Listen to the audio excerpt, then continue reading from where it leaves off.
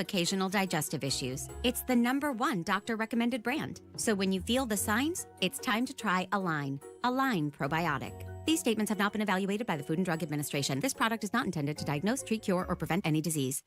Hey, John, why so glum? I just got let go. The company's downsizing. This is the 3rd time in the last 2 years. I'm done with this. Have you thought about My Computer Career? I've heard they can train you for a career in IT in just a few months, including cybersecurity and the basics of AI. And you don't need prior training or experience. Now that's a recession-resistant career. Wow, thanks. I'll check them out. Go to mycomputercareer.edu and take the free career evaluation. mycomputercareer.edu. Financial aid is available for qualified students, including the GI Bill. Hey, don't take your eyes off the road. Just listen. What you hear right now, your customers hear it too. Get your message heard. Text BUSINESS to 71007 now. Get results with Radio 1. Hi, this is Richard Stevenson. Is your furnace ready for the winter? Give us a call, 317-557-8532. Stevenson Heating and Cooling is your independent American Standard air dealer. Coming up in 2 minutes, the denials that he denies. Donnie Burgess reports on the Delphi murders trial, plus what 2 of the 3 candidates for Senate debated last night. And a man accused of rape in Monroe County has several of the charges he faces dropped. I'm Kirk Darling. That and more coming up from the Technology Recyclers studios after Fox News Radio. You're listening to 93 WIBC, WIBC HD1 Indianapolis. It's 9 o'clock. The economy slowed a tad over the summer. I'm Dave Anthony, Fox News, and a report 6 days before the election gauging GDP, a broad measure of economic sectors and services. The growth came in at 2.8%, and the estimate was 3%. So it came in weaker than expected, and this is weaker than the quarter prior. Fox Business Network Cheryl Casoni, the GDP growth over the spring was 0.2 more at 3%. Now, more voters and polls have said they prefer former President Trump to handle the economy than Vice President Harris. He told Fox's Hannity. We had no inflation whatsoever. We had a great economy, maybe the best ever. I think the best economy anyone's ever had. And when you see what's happened to our country, it's very sad. That was before the former president's rally last night in Pennsylvania. We're going to defeat Kamala Harris and the media. Amid all the controversy over a comedian at Trump's Sunday rally in New York calling Puerto Rico garbage, the former president says they're making a big deal out of someone he doesn't even know. President Biden's gotten involved, angering Republicans, saying this to Voto Latino. The only garbage I see floating out there is his supporters. His demonization of Latinos is unconscionable. Well, the president later clarified in a post on X that he was referring to hateful rhetoric by one Trump supporter, the comedian. Vice President Harris rallied in Washington, D.C. We know who Donald Trump is. She spoke at the Ellipse, where on January 6th, 2021, then President Trump rallied supporters, and then Harris said he sent an armed mob to the Capitol. This is someone who is unstable, obsessed with revenge, consumed with grievance, and out for unchecked power.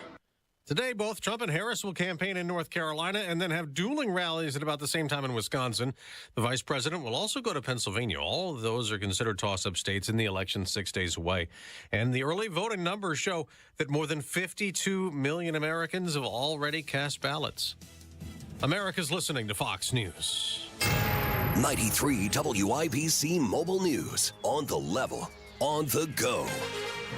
He maintains innocence. Radar is clear. It is partly cloudy, 64 downtown. I'm Kirk Darling. Here's what's trending at 9:02. You've heard stories about the Delphi murder suspect denying any involvement in the killings. Donnie Burgess reports the jury finally got to see those denials. 2 videos from 2 years ago show suspect Richard Allen deny over and over any involvement in the killings of Abby and Libby.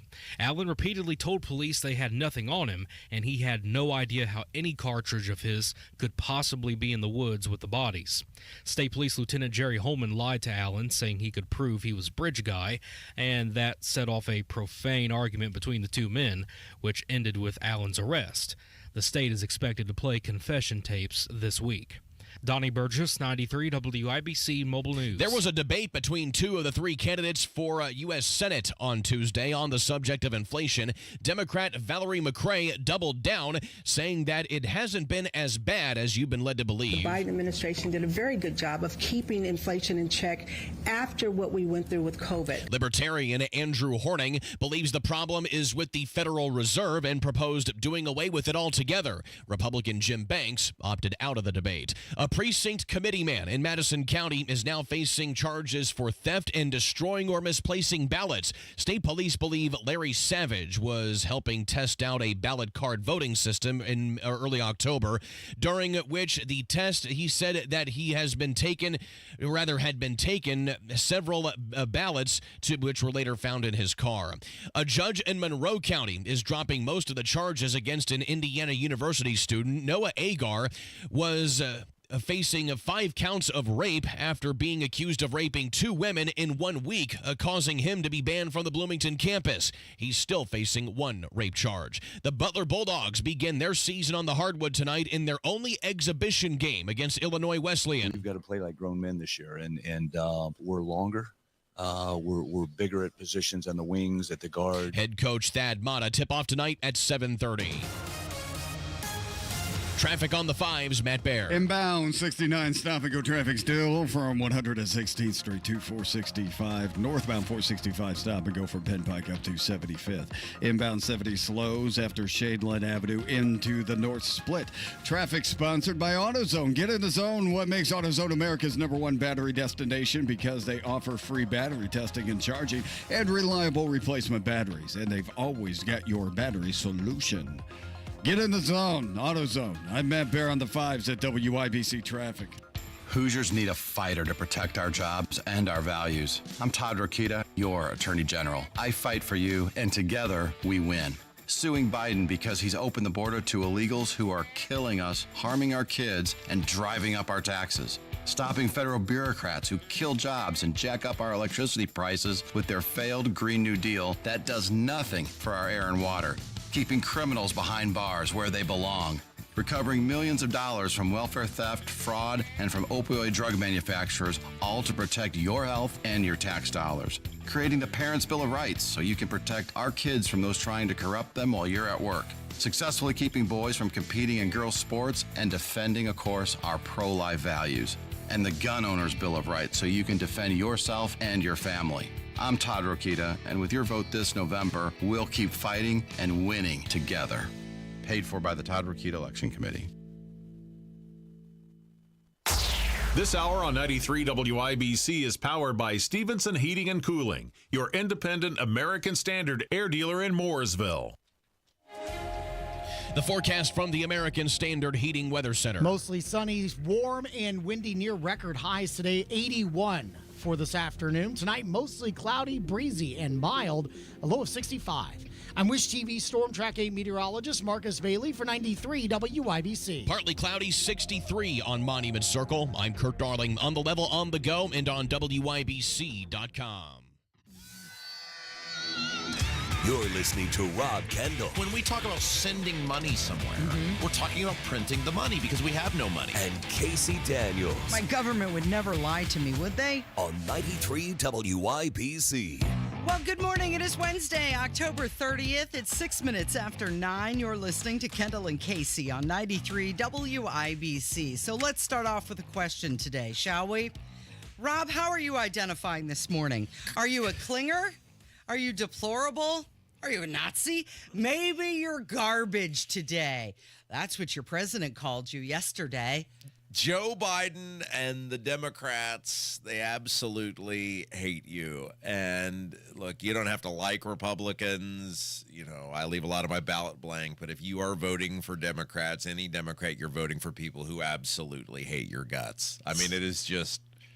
And boy, howdy, right? So some comedian goes to a rally, tells a joke about Puerto Rico, and the media loses their mind. The president, the actual, he still is the actual president. Correct. At least in name only. Calls half the nation garbage, and the media's like, Well, this is what he meant. It's always this is what he meant with So Joe he Biden. was on this Zoom call with Voto Latino, which is a large Latino voter and With civic who? It's an outreach group. What's the right? name of it? Voto Latino. And It's like during a the great call, musical group. yeah. And so they asked him to make a comment about Trump's rally at Madison Square Garden. And well, let's just play the clip because this is what he had to say. Or Puerto Rico, where I'm in my home state of Delaware, they're good, decent, honorable people. The only garbage I see floating out there is his supporters. His demonization of seen as unconscionable, and it's un-American.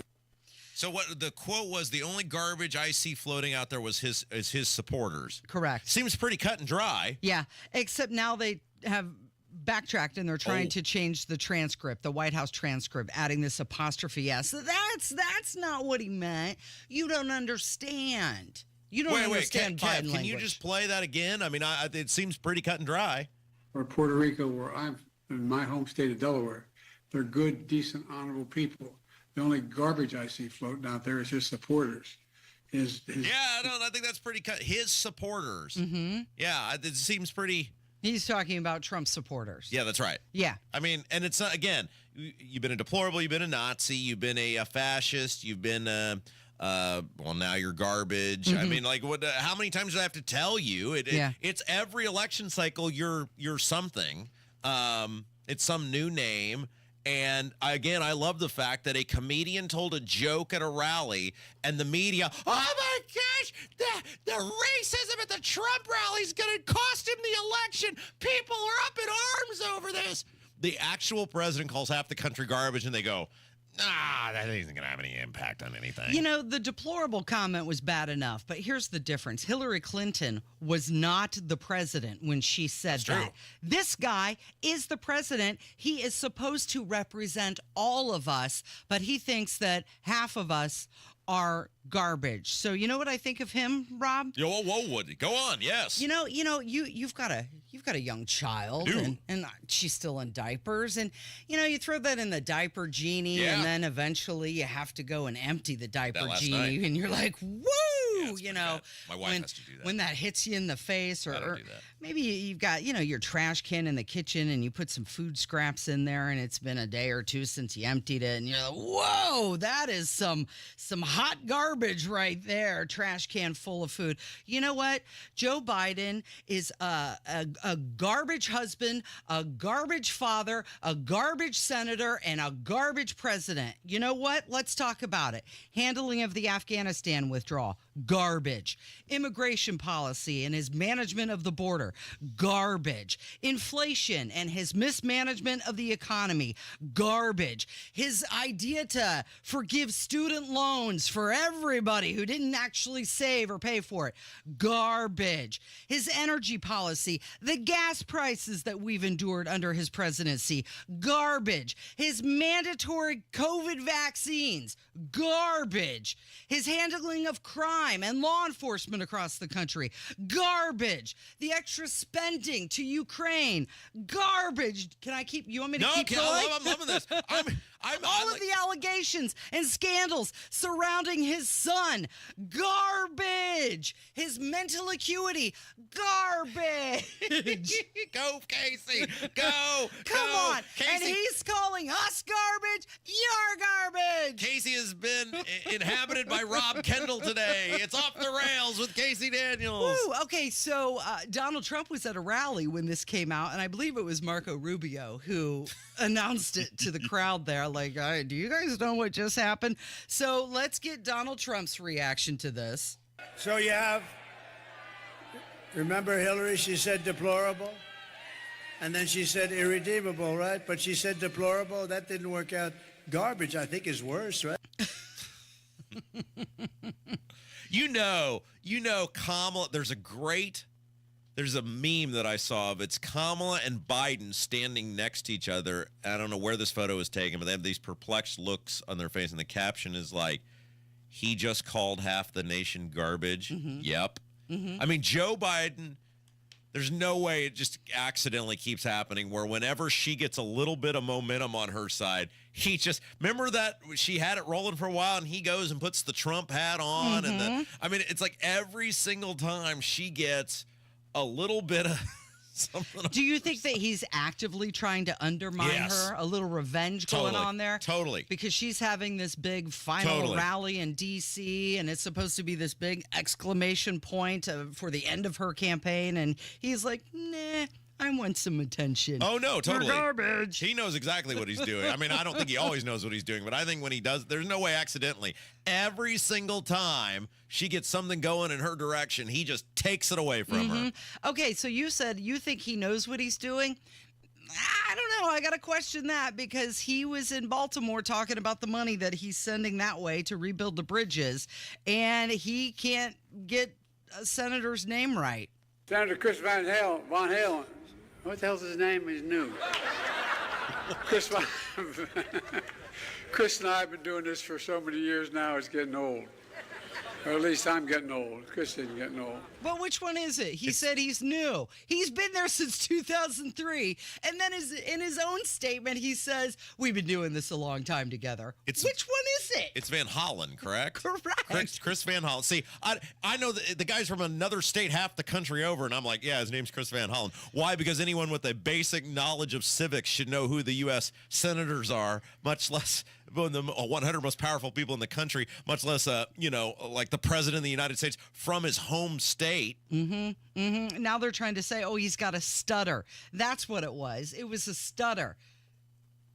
He called him Van Halen, right? I know. Did he tell him he might as well jump? No, don't jump, because that's what he says. Did he say, oh, you ate one too? And I just can't believe the White House trying to change the transcript. And yet the media will just try to bury this. Let's move along. Let's go back to Puerto Rico. Let's focus on the joke that was made by a comedian who is known for roasting people. That's his deal. That's what he does. Well, and I don't think Trump handled that very well because Trump got us and goes, I don't even know who he was. I don't know. Yeah, and Trump, it's your rally. You should have vetted that at least. They were just like, it's like, why not just say, yeah, I know the guy was. It's what he does. He roasts everyone. Whites, blacks, Jewish people, Hispanics. That's what comedy is. Comedy's funny. He told a joke. It's nothing that hasn't. By the way, did you see all the mainstream media publications who had actually printed top-of-the-fold articles about the garbage in Puerto Rico, right? Like, that's why he told the joke, because there's a ton of garbage they don't know how to deal with in Puerto Rico. Right. And it's washing up on the shores. Just own it and say, yeah, he told a joke. It's humor. It's funny. Nobody's voting against me because of it. Thanks. Have a nice day. There's a little bit of a difference, though, with a comedian making a joke and the president of the United States, who is, didn't he run on Unity, by the way? Well, and wasn't he trying to turn the temperature, turn the temperature down speech? Right. We're going to dial back the rhetoric. You're garbage. And by the way, the comedian probably didn't even mean it. It's a joke. It's funny. It's humor. Joe Biden definitely does think I'm garbage. No doubt in my mind Joe Biden thinks I'm garbage. You're listening to Kendall and Casey. It's 93 WIBC. Galloway for a three. Throws it up and in and a foul. For a three, yes. And a Baco. Mike Goodson has an exciting roster of veterans, transfers, and freshmen. The exhibition moves home as the Marion Knights come to Assembly Hall. Friday. Throws it up. Got it! John Herrick has the pregame at 6. Don Fisher with the tip at 7. On your home for IU basketball, 93 WIBC. Have you heard about this guy, Donald Rainwater? I sure have. Guy was a deadbeat dad. Total loser. Not only did Rainwater repeatedly fail to pay his child support, he filed for bankruptcy and had his car repossessed. But what did a court find he spent the money on? Cigarettes. Hasn't he run for office twice before and lost each time? Sure has. Maybe that's why he wants the job, so taxpayers pay off all his debts. But there's someone even worse than Rainwater. This Jennifer McCormick character is a really out there liberal. Yeah, she's a pro-Biden and pro-Kamala liberal. She opposed school choice, she supports boys in the girls' locker room, and did you hear what she said about Hillary Clinton? Did you vote for Hillary Clinton? She had some great, world foreign experience. So I did vote for Hillary Clinton. Jennifer McCormick, she's hopelessly liberal. I'm not voting for Rainwater or McCormick. They're both losers in my book. Paid for by Indiana Republican State Committee, Inc. Attention. If you suffer from consistent pain in your joints caused by arthritis, overuse, or injury, you may be a candidate for a revolutionary therapy that could revitalize damaged tissue. This approach can provide long-lasting relief from pain in your knees, shoulders, hips, and other joints with no surgery, no drugs, and no downtime. To find out if you're a viable candidate, you may request a free consultation from QC Kinetics by calling 463-251-1912. Instead of masking the symptoms, it goes to the root of the problem to resolve it at its source. Already used by thousands of satisfied patients nationwide, this joint pain therapy is available right now to the public, but only for qualified candidates. Again, to find out if you're a viable candidate for this therapy, you may request a free consultation by calling QC Kinetics at 463-251-1912.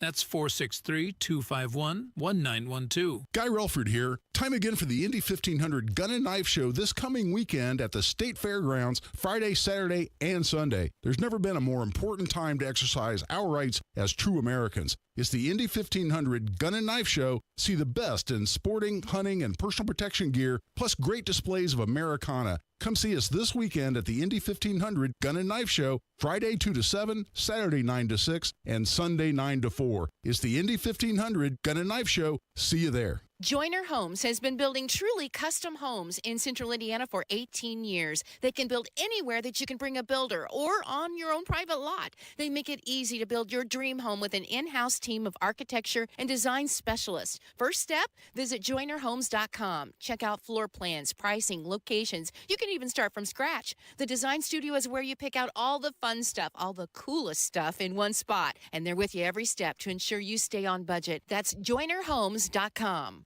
Ever have one of those days where your gut just feels blah? Ugh, yes. Occasional bloating or gas could be signs that your gut is out of balance, but Align Probiotic can help. Align 24/7 Digestive Support is a daily use probiotic with a unique strain to help relieve occasional digestive issues. It's the #1 doctor-recommended brand. So when you feel the signs, it's time to try Align. Align Probiotic. These statements have not been evaluated by the Food and Drug Administration. This product is not intended to diagnose, treat, cure, or prevent any disease. Have you compared your options during Medicare open enrollment? This year, it's important to compare and make sure your drugs are covered.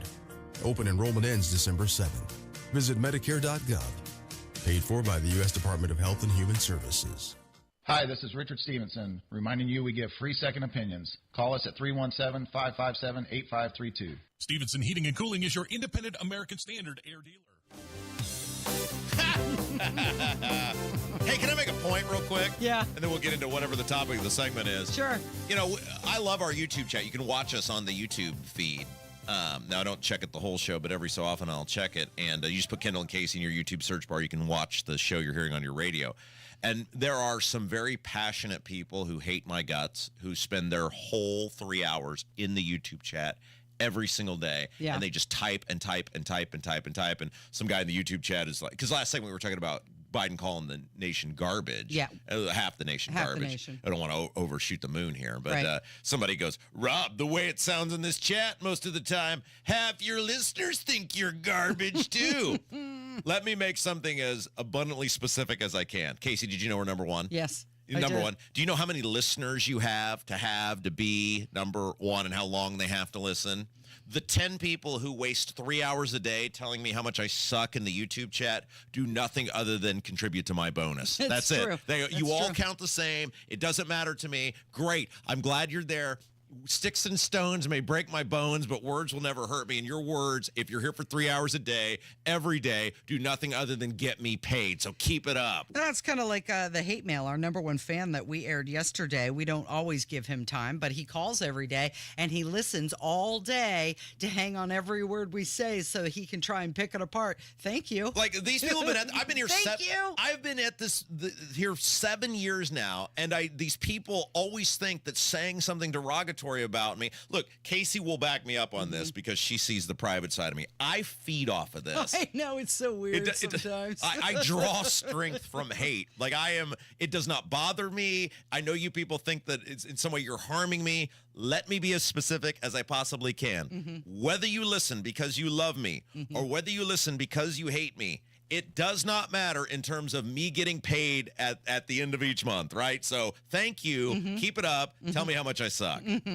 Okay, talking about listening, let's move to the Joe Rogan podcast. We spent a lot of time talking about that when he had Donald Trump on as a guest. And even during that interview, he was commenting that he wanted to have Kamala Harris on because he wanted to have a conversation with her and get to know her, right? Well, that has been scrapped. What? Yeah, he had asked her to be on the show, and he didn't like her terms. So he refused her conditions for the podcast interview. Okay, so what happened was she said, I will come on your show, but I will only do 1 hour. Well, his show's like 2 to 3 hours each time. Right. So she wanted to put a time condition on it, and she said, I will not come to you. You have to come to me. Right. He wanted to have it in his studio in Austin, Texas. Yeah, so basically what Rogan said, he's like, dude, I have 10 million plus people every week. Now, of course, he got more with Trump. It would probably give him a little boost if he got her, but he's like, I'm Rogan. I don't need you. You need me. You have a week to go before this election, lady. My podcast is going to be just great, and I get paid regardless. So I don't need you. And you have a habit of A, not showing up on time, and then B, cutting the time short when someone comes to you. So the way you behave, what you've been in the past is what I can predict you'll be in the future. So you're coming here or not at all. She said no, so he said have a good life. Isn't that interesting? Good for him. You have it's his show. He owns the show. Matt and I got in this conversation like, would she have done the same thing with 60 Minutes? Well, okay, 60 Minutes is an arm of CBS News, right. And then CBS News is run by CBS, and then they've got the CEO of that. It really is dependent on what the CEO or the people in charge of that network want the message to be going out to listeners. Joe Rogan owns his show. He doesn't need anybody's permission as to what content he's going to have on.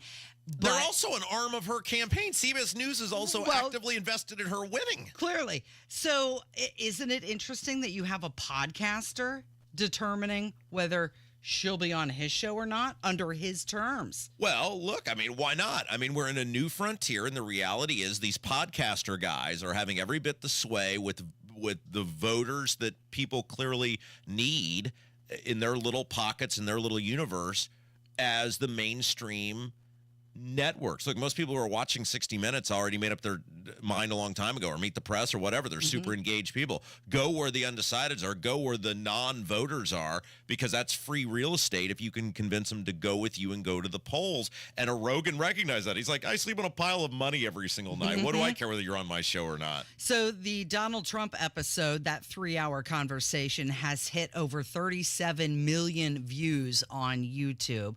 Of course, Rogan's audience, largely young, male demographic that's popular with Trump, but it's also a demographic that Kamala Harris just whispered to Gretchen Whitmer, we need to move the needle on that group. But yet here she is saying, nope, I can't do that. Yeah, I don't think she wanted to do it. I don't think she wanted to do it. Of course she didn't. And, Donald Trump had his opinion on it, saying she wouldn't be able to do it. Now, J.D. Vance set to record today with Joe Rogan. He's going to the Austin, Texas studio, and that is going to be released later this week. All right, let's take a break. When we come back, we're scheduled to be joined by Mike Braun. He's on the road. We're getting down the nitty-gritty in the campaign trail. And I'm going to ask him about, yesterday we told the world about old Walter in the Jennifer McCormick ad, who is so far right that even Braun and Beckwith are probably like, hey, that guy needs to calm it down a little bit, and talk about the hypocrisy of the Democrats saying that Braun and Beckwith, they're awful, they're extremists, when all of Walter's views far eclipse anything they've ever come up with. We'll talk about that coming up next. It's 93 WIBC. Jennifer McCormick couldn't name a single thing she disagreed with Hillary Clinton on. That's because, just like Hillary, McCormick backed failed liberal policies. She endorsed Bidenomics, said she'd be honored to serve in Biden's administration. She opposed school choice, and she even supports biological boys playing girl sports. Did you vote for Hillary Clinton? I did vote for Hillary Clinton. She had some great, world foreign policy experience. So, I did vote for Hillary Clinton. It gets worse. Here's what Jennifer McCormick says about Donald Trump. I can't cannot get behind that. Never voted for Trump, never will vote for Trump, never was behind Trump, never will be behind Trump. I just cannot get behind a party who is behind that type of leadership. To me, it's nonsensical. Jennifer McCormick, hopelessly liberal. Paid for by Mike Braun for Indiana. Fellas, if you're not upbeat like you used to be, it could be low testosterone. It affects our moods. Testosterone therapy, or TRT, can help you get back to your best. Guys have different T levels. We're not all the same. Don't go for TRT referred to as a standard dosage plan. Ask. There's a difference. Look for TRT with an optimized personal treatment plan like you'll get with the experts at Low T Center. Go to lowtcenter.com. Book that appointment. Low T Center, reinventing men's healthcare. At Uline, the prevailing opinion is if you don't live it, you don't believe it. The people at Uline believe in hard work, and they live it by being there 24/7 to answer your call, having 41,000 items in stock, and offering same-day shipping from 12 locations across North America. Business owners, sellers, buyers, shippers, and packers believe it. Uline is the hard-working, dependable source for your shipping and industrial supplies. Visit uline.com. Well-changing question. Are you keeping as much of your investment gains as possible? High taxes can erode returns quickly, so you need a tax-optimized portfolio. At Creative Planning, our money managers and specialists work together to make sure your portfolio and wealth are managed in a tax-efficient manner. It's what you keep that really matters. Why not give your wealth a second look? Book your free meeting today at creativeplanning.com. Creative Planning, a richer way to wealth. Research shows smoking costs Indiana businesses $3.1 billion every year. It also shows that an extra $2 per pack tax on cigarettes would drastically reduce smoking, which could save lives, create jobs, and infuse the state of Indiana with hundreds of millions of dollars annually. Read the reports from the Richard M. Fairbanks Foundation at thepriceofsmoking.org and see for yourself how an extra $2 per pack tax on cigarettes can have a positive impact on Hoosiers. 93 WIBC Mobile News. On the level, on the go. Where are they today? It's a clear radar, 64 and mostly sunny downtown. I'm Kurt Darling. Here's what's trending at 9:30. Presidential candidates Kamala Harris and Donald Trump are hitting the swing states ahead of next week's election. Harris will hold 2 rallies today, one in Pennsylvania and another in Wisconsin. Trump will also be in Wisconsin after rallying in North Carolina. Looking to stop a war between Israel and Lebanon. Fox's Carmen Roberts. 2 of President Biden's senior advisors are reportedly heading to the Middle East to try and close a deal to end the fighting between Israel and Hezbollah. Axios cites 3 unidentified sources that say Amos Hochstein and Brett McGurk are expected to meet with Israeli Prime Minister Netanyahu and others. Carmen Roberts, Fox News. Americans are expected to spend over $11 billion on Halloween this October. The survey from the National Retail Federation includes spending on costumes, decorations, candy, and greeting cards. Your opening bell report on 93 WIBC, brought to you by Absolute Wealth Management, LLC. After some less than impressive economic data, the stocks are falling again. The Dow was down 68 to 42,379. The NASDAQ down 36 to 20,660. And the S&P 500 is down 7 to 5,863. I'm Kurt Darling, on the level, on the go, and on WIBC.com. Hey folks, Hunter Smith here. I spent every fall from my childhood until my days in the NFL on the gridiron. Football gave me the chance to attend Notre Dame and go on to win a Super Bowl with the Indianapolis Colts. Football also taught me life lessons about hard work and toughness. This fall looks a little different. I'm not on the field. I'm running to represent you at the State House, and I'm taking hits from opponents. Hits meant to mislead you about my values and priorities. I'm tough enough to take it, and I trust voters are smart enough to know the truth. Hunter Smith is a husband, father, and local business owner of Wonder Tree Farm. At the State House, Hunter will work to lower property taxes without impacting priorities like public safety. The Indiana State Police Alliance and Fraternal Order of Police endorse Hunter Smith, and Hunter will always empower parents to choose the best education for their kids. Vote Hunter Smith for state representative. Paid for by Hunter Smith for Indiana. Go where the pros go. Drexel Interiors. For 1951 cabinetry, visit Drexel's Kitchen and Bath Design Centers at 146th and River Road, North Shadeland, or drexelin.com. You're listening to the Kendall and Casey Show on 93 WIBC. It is the Kendall and Casey Show. I'm Rob. Casey's here. Let's go right to the WIBC hotline, joined by Mike Braun, current U.S. Senator, candidate for governor on the Republican side. I heard a rumor, Senator, you were headed to Terre Haute today. Is that true?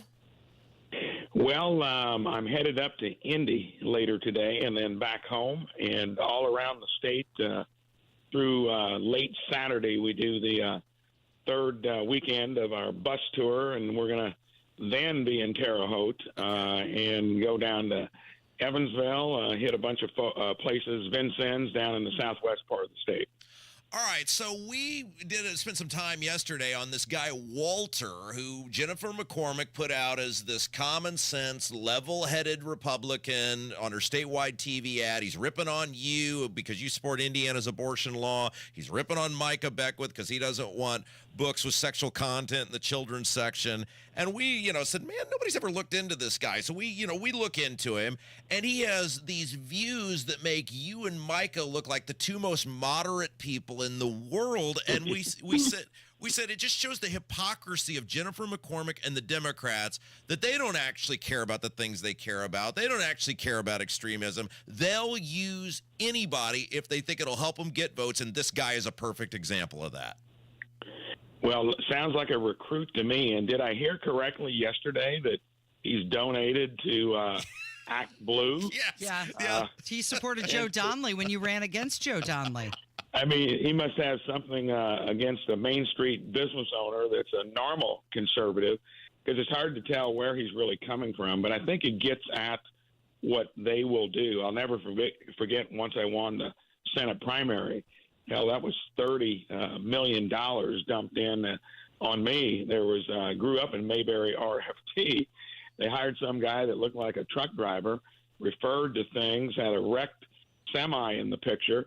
That was had yellow freight blotted out on it. That is deceptive. And when they want something that bad, I'd say look out. I know at the federal level, they come there every day wanting to grow government, and they've ruined the economy. The federal government's grown by 25%. I don't know where this guy's coming from, but she recruited someone that literally would say anything, and it's hard to explain what he's about. Yeah, and his views, there's views on his social media that show that he basically agrees with Indiana's abortion law. His wife certainly does. And so, I just wonder, how do you even combat that where you have somebody who's so disingenuous, they'll just put anybody in their ads as long as you say you're for me?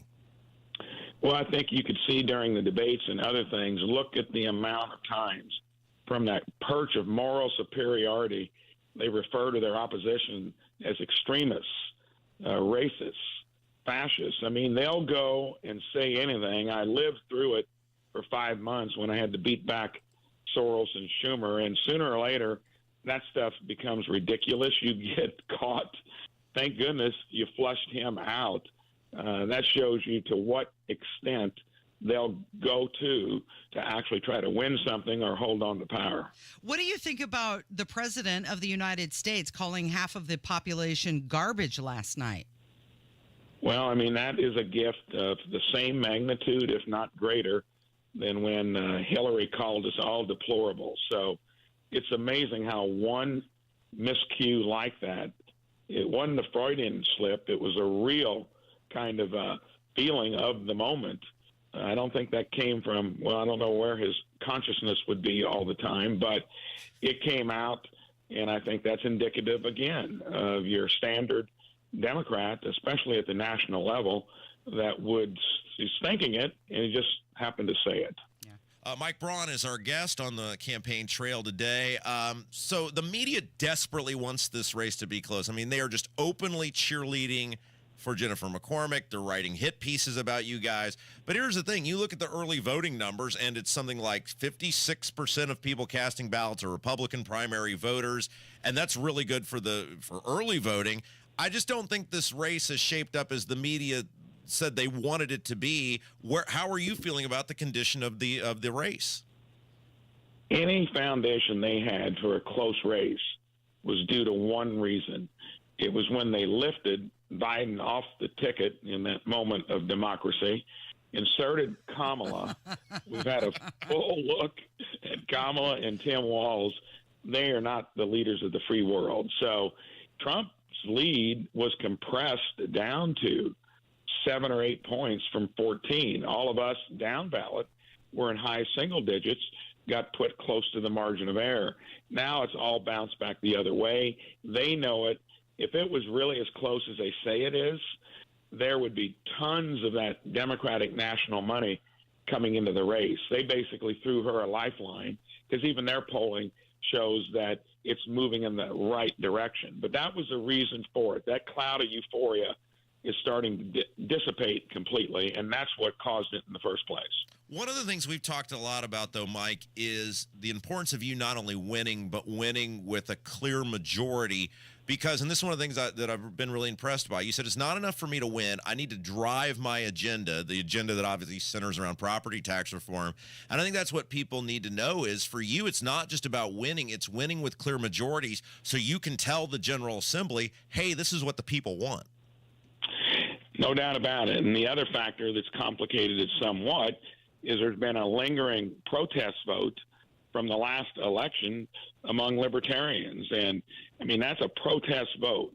It's lost in the sense that it's not going to do anything in terms of actually fixing things. We're getting that back as well. And that's why I think we're going to have a good chance of having a statement made when the other side has all the resources. They try to change the narrative, and it doesn't make sense. Yes, because I'm going to get along with that supermajority. And even though my manner is a little bit mild, that doesn't mean my passion for change and fixing things and a reputation for it in the real world and in the U.S. Senate, it's all there. Sometimes it gets blurry, but I want to get across the finish line, not limping, but in strong shape so we can hit the ground running. Priority number one, you guys were on the money from the get-go, property taxes.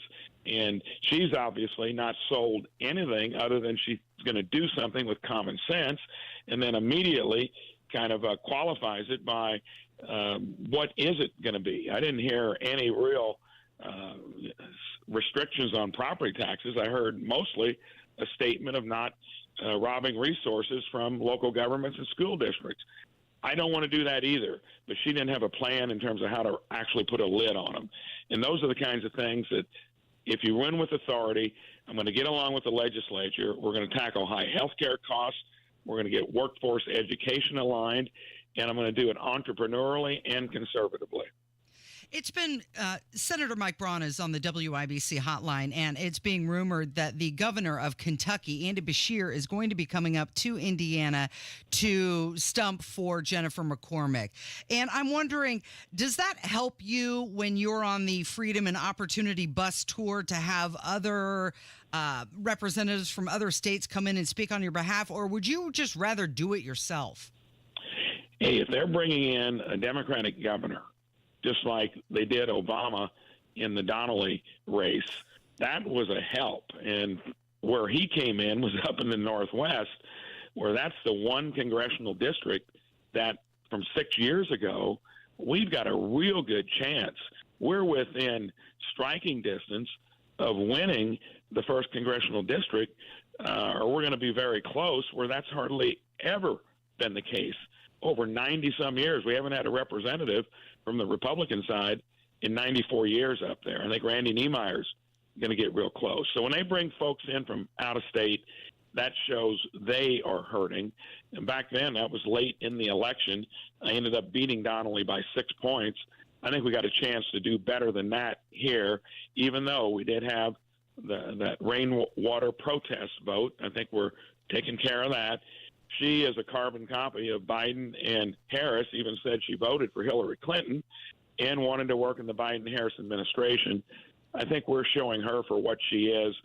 We get the turnout. It's going to be a happy day on November 5th. Got about 30 seconds left. One thing, Mike, we keep telling our audience is you are the first guy in a long time who's reached out and said, on the Republican side, and said, hey, WIBC audience, I hear you. I care about you. I'm listening to you. Just talk about that to our audience about, hey, once you get in there next year, it's not going to be thanks for the vote, I'll see you in 4 years. You're going to remain engaged about the things that are important to this audience. No doubt about it. And this audience, by the way, is where all the passion is in the party on the principles of what we're supposed to stand for. So back in my neck of the woods here, people that know me, that's the core of my support. And thank goodness you're preaching that. You're holding folks accountable. And I don't ever mind coming on and being accountable. And if there's something that's not clear, transparency, discussion, that's the only way you get to it. And thanks for being a loud voice on the things we believe in. All right, Mike, good luck, man. Keep up the good work. You bet. You're listening to Kendall and Casey on 93 WIBC, and Jim Merritt is going to join us next. 3:06. That's when we start. We're the Hammer and Nigel show. Delphi update. Less than a week until the election, and we're going to have a lot of fun like always. 93 WIBC. If you're asking, how much money do I need to retire? You're asking the wrong question. The question you should really be asking is, how much money do I need every month to cover my expenses in retirement? Then it's just a matter of creating different sources of income to cover your expenses. Discover how you could turn your savings into a guaranteed stream of income in retirement with Bill Demery, your retirement guy in Indy. Call him at 317-648-5120. We trust Bill Demery to help us with planning for retirement. He's our retirement guy, and you can trust him too. Bill breaks things down in a way that we can all understand. And if you've saved more than $200,000 for retirement, call Bill right now, 317-648-5120. Social Security alone won't be enough. Contact Bill Demery, 317-648-5120, 648-5120.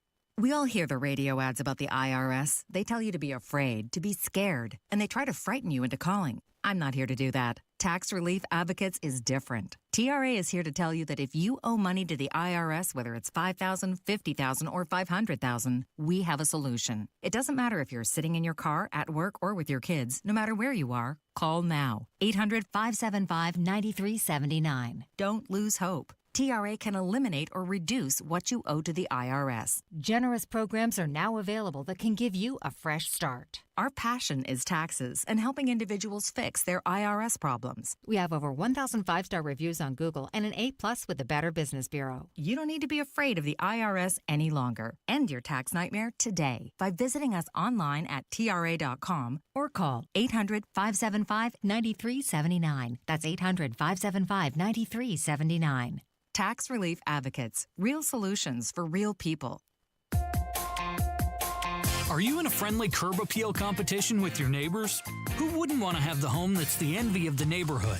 But if you have a leaning brick porch, an uneven concrete driveway, a pool deck covered in cracks, an uneven sidewalk that you could trip over, there's no way you're going to win that competition.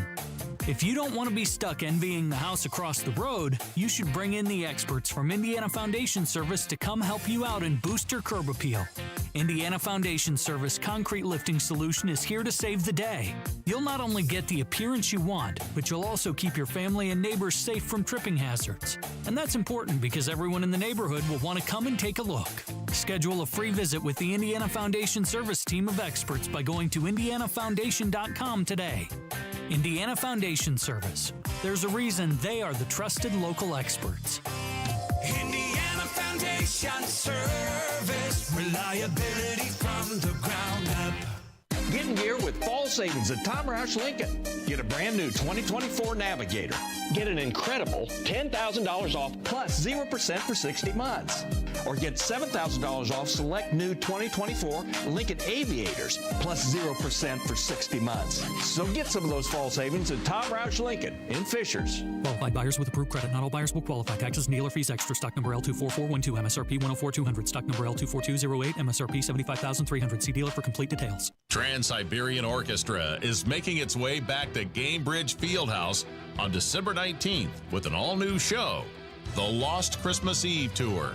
For tickets and more information, head to WIBC.com.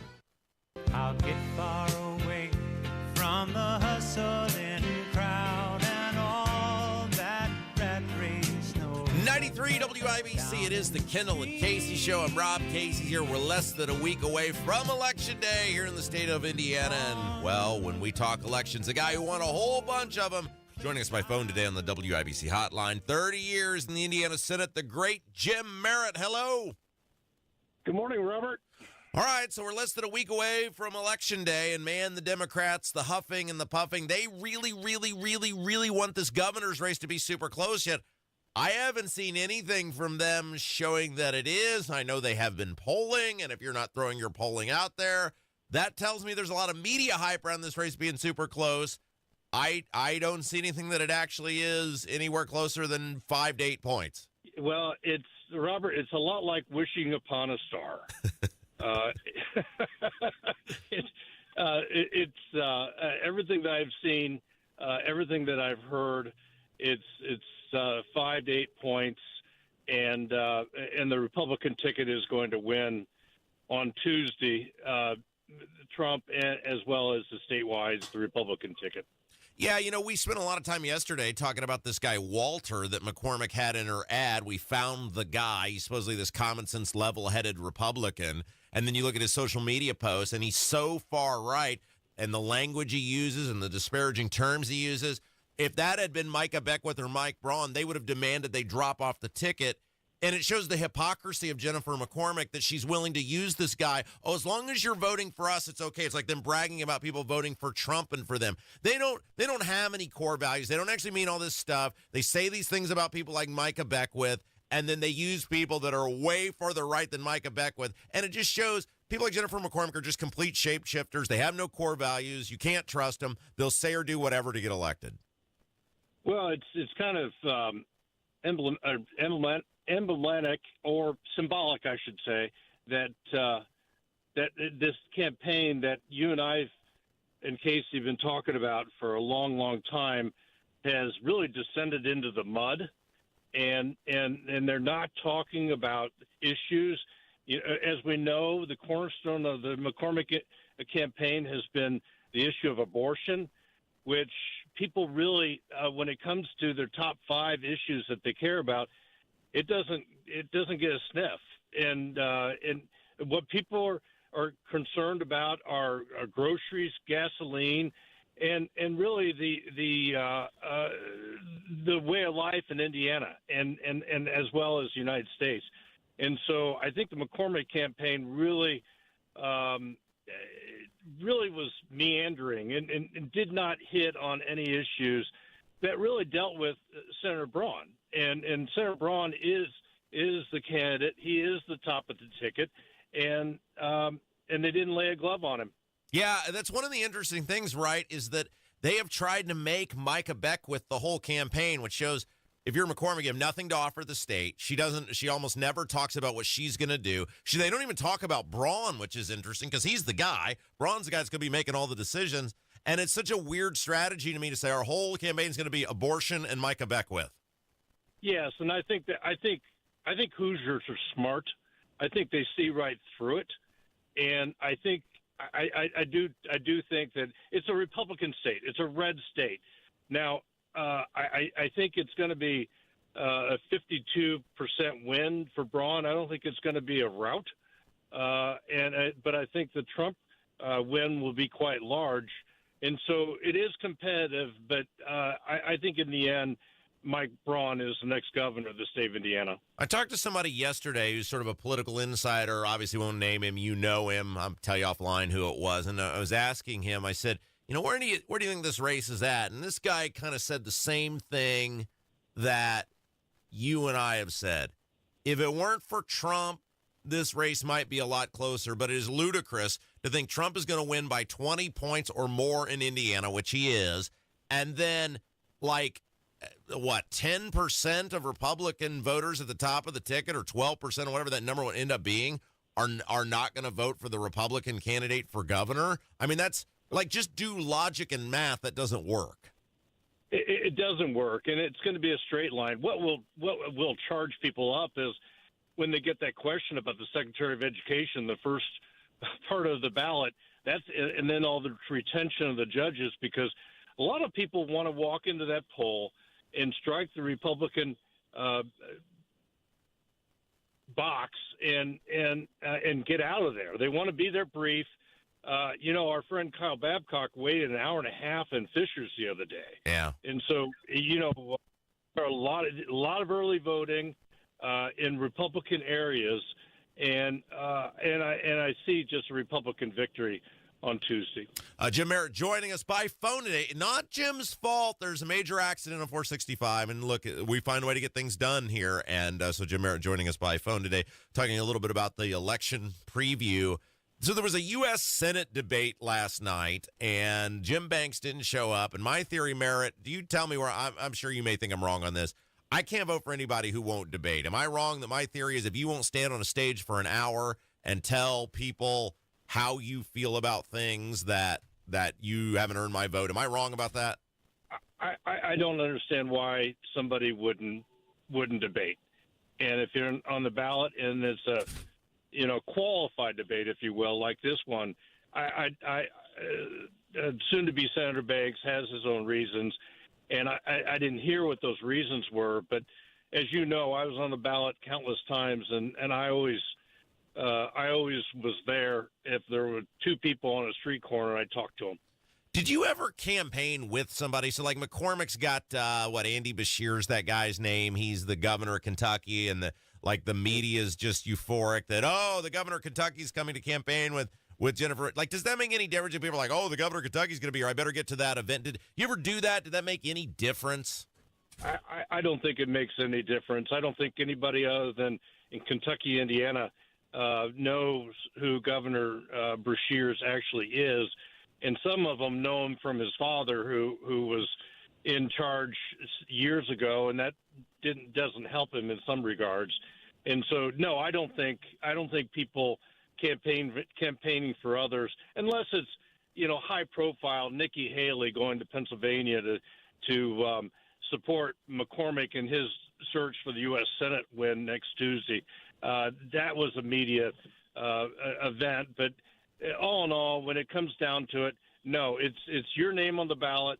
It's what you've done for the last year and a half in describing who you are and who you're not, because always dirt comes into a campaign regardless of who it is. I just wish that people would talk about the issues that people care about and what you're going to do about it. All right, before we let you go, we're 6 days away from the election. Have most people decided? Can you still sway people? How many people do you think can still be swayed? Is it all baked in? I think it's baked in. I think people, with social media and with everything that happens around the country and in the state, I think people are set on what they're going to vote. You can see the amazing amount of early voting going on. Yes, I think it's set. I think it's baked in. All right, Jim Merritt, you find him on Twitter at Jim __ at Jim _Merritt. And don't forget the Merritt in the Morning podcast. What's going on with that? We're Klopp and I are taking a break from the election. We like to talk about happy issues and different issues in the community, and we'll start again after Tuesday. All right, that's why you seem so happy. You're done with the election. Jim Merritt, thank you, my friend. Thank you. Yeah, it's Kendall Casey Show, 93 WIBC. Have you heard about this guy, Donald Rainwater? I sure have. Guy was a deadbeat dad. Total loser. Not only did Rainwater repeatedly fail to pay his child support, he filed for bankruptcy and had his car repossessed. But what did a court find he spent the money on? Cigarettes. Hasn't he run for office twice before and lost each time? Sure has. Maybe that's why he wants the job, so taxpayers pay off all his debts. But there's someone even worse than Rainwater. This Jennifer McCormick character is a really out there liberal. Yeah, she's a pro-Biden and pro-Kamala liberal. She opposed school choice, she supports boys in the girls' locker room, and did you hear what she said about Hillary Clinton? Did you vote for Hillary Clinton? She had some great, world foreign experience. So I did vote for Hillary Clinton. Jennifer McCormick, she's hopelessly liberal. I'm not voting for Rainwater or McCormick. They're both losers in my book. Paid for by Indiana Republican State Committee, Inc. As the summer fades and the cool breeze of fall sets in, it's the perfect time to get back to the basics, especially when it comes to your financial future. At Howard Bailey Financial, we believe in simplifying your retirement plan. Our team of advisors help you build a customized retirement strategy that is designed to help reduce risk, increase income, and mitigate tax. Whether you're just starting out or looking to refine your plan, we're here to guide you every step of the way. It's never too early or too late to make sure your financial future is secure. Text BASICS to 888-262-1104 to download your complimentary retirement planning toolkit today. That's BASICS to 888-262-1104. Howard Bailey Financial. Back to the basics. Forward to your future. Howard Bailey Securities, LLC is an independent financial services firm and uses a variety of different investment strategies. Please see disclosures at howardbailey.com. Eligible Hoosiers, listen up. Election Day is November 5th. This is a reminder from the Indiana Secretary of State. Make a plan to get to the polls and vote. Indiana's elections are safe, secure, and transparent. Go to indianavoters.com to find polling locations, volunteer to work at the polls, and more information for Election Day. Make your vote count this Election Day, November 5th. This message is brought to you by your Indiana Secretary of State. Hey, it's Big Joe for your trusted local independent American Standard heating and air conditioning dealer, Bill Klontz Heating and Cooling. There's big news for homeowners in Hendricks and surrounding counties. Here's Danny Polson to tell you what it is. Bill Klontz and P&K Plumbing is a family-owned business, and we have joined together with the same goal of taking care of the customer like we would our family or ourselves. All available under one roof by going to BillKlontz.com, CLONTZ. Bill Klontz Heating and Cooling is your trusted local independent American Standard heating and air conditioning dealer. This is Bill Klontz, and I approve this message. Everywhere you look, things are getting more expensive. So at Consumer Cellular, we're lowering the price for those 50 and up. Now you can get unlimited talk, text, and data for $30 a line when you buy two. That's just $60 a month for 2 unlimited lines. So if you're 50 and up, make the switch and save. Come on, you've earned this. Call 1-888-FREEDOM or visit consumercellular.com today. Requires 2 lines of service, age validation, and credit approval, subject to system and area limits, taxes, and other fees apply. Coming up in 2 minutes, how you and many others may be reacting to the Delphi murders trial so far, plus what these candidates for U.S. Senate talked about last night in a debate. I'm Kirk Darling. That and more coming up from the Technology Recyclers studios after Fox News Radio. You're listening to 93 WIBC, WIBC HD1 Indianapolis. It's 10 o'clock. It's one of the last measures of the economy before the election. I'm Dave Anthony, Fox News. Before the jobs report Friday, the GDP report out this morning, a broad measure of economic sectors and services, showed slightly less growth over the summer than expected, a 2.8% increase. Economists predicted 3%, the same as second quarter growth. However, Americans are still buying things. Consumer spending rose by 3.7%. Though the GDP reading is below forecasts, it is still considered in the range of healthy growth for the economy, and it calms concerns about the economy slipping into recession. Fox's Ginny Casola. President Biden just put out a statement. Today's report shows how far we've come since he took office. From the worst economic crisis since the Great Depression, he wrote, to the strongest economy in the world. We will end inflation. We will stop the invasion of criminals into our country. Former President Trump at a rally in Pennsylvania where he also reacted to President Biden calling Trump supporters garbage. Remember Hillary? She said deplorable. And then she said irredeemable, right? But she said deplorable. That didn't work out. Garbage, I think, is worse, right? Now, President Biden clarified his comments in a post on X that he was not calling all Trump supporters garbage. It was just the Trump-supporting comedian at Sunday's rally in New York who called Puerto Rico garbage. Vice President Harris held a big rally in Washington. Each of you has the power to turn the page. She called the former president unstable and a wannabe dictator. speaking at the Ellipse in D.C., where on January 6, 2021, then President Trump spoke. And sent an armed mob to the United States Capitol to overturn the will of the people in a free and fair election. Now, today, both Trump and Harris will campaign in North Carolina and hold dueling rallies in Wisconsin. The vice president will also go to Pennsylvania. The U.S. Supreme Court has just ruled that Virginia can remove some voters off the voter rolls who are not, the state said were non-citizens. America's listening to Fox News. 93 WIBC Mobile News. On the level, on the go. It's day 11 of the Delphi murders trial. It's mostly sunny and 65 downtown. I'm Kurt Darling. Here's what's trending at 10:02. Day 10 was all about police interrogation videos and the first few verbal confessions made by suspect Richard Allen. A warden from Westville Prison says Allen made multiple verbal confessions, but he never bothered to document those. More confusion for followers of the case, like this man. I hope these families get justice. I really do.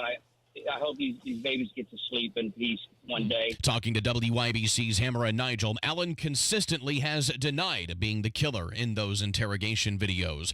Candidates for U.S. Senate debated last night. Immigration among the topics. Libertarian Andrew Horning says the problems at the border are the country's own doing. And one of the problems we've had recently is that because we've been bombing half the planet, we've made refugees out of half the planet. We've got a lot of people here that are angry, and we're paying to bring them in. Democrat Valerie McRae also doubled down that inflation hasn't been as bad as advertised. Republican Jim Banks did not take part. Willie Ivey Jr. was shot to death at a house party in Fort Wayne earlier this month after he pulled out a gun and started shooting. Sasha Nixon reports it was an adult at that party that allowed it to get out of hand. Initial reports indicated that the homeowner, later identified as Joanna Eastis, was actually at the home that night, as was her daughter. But she apparently stayed in her bedroom once things got out of hand. The woman has since been charged with crimes including neglect of a dependent and contributing to the delinquency of a minor. It is believed that more than 100 people were at the party before it dispersed.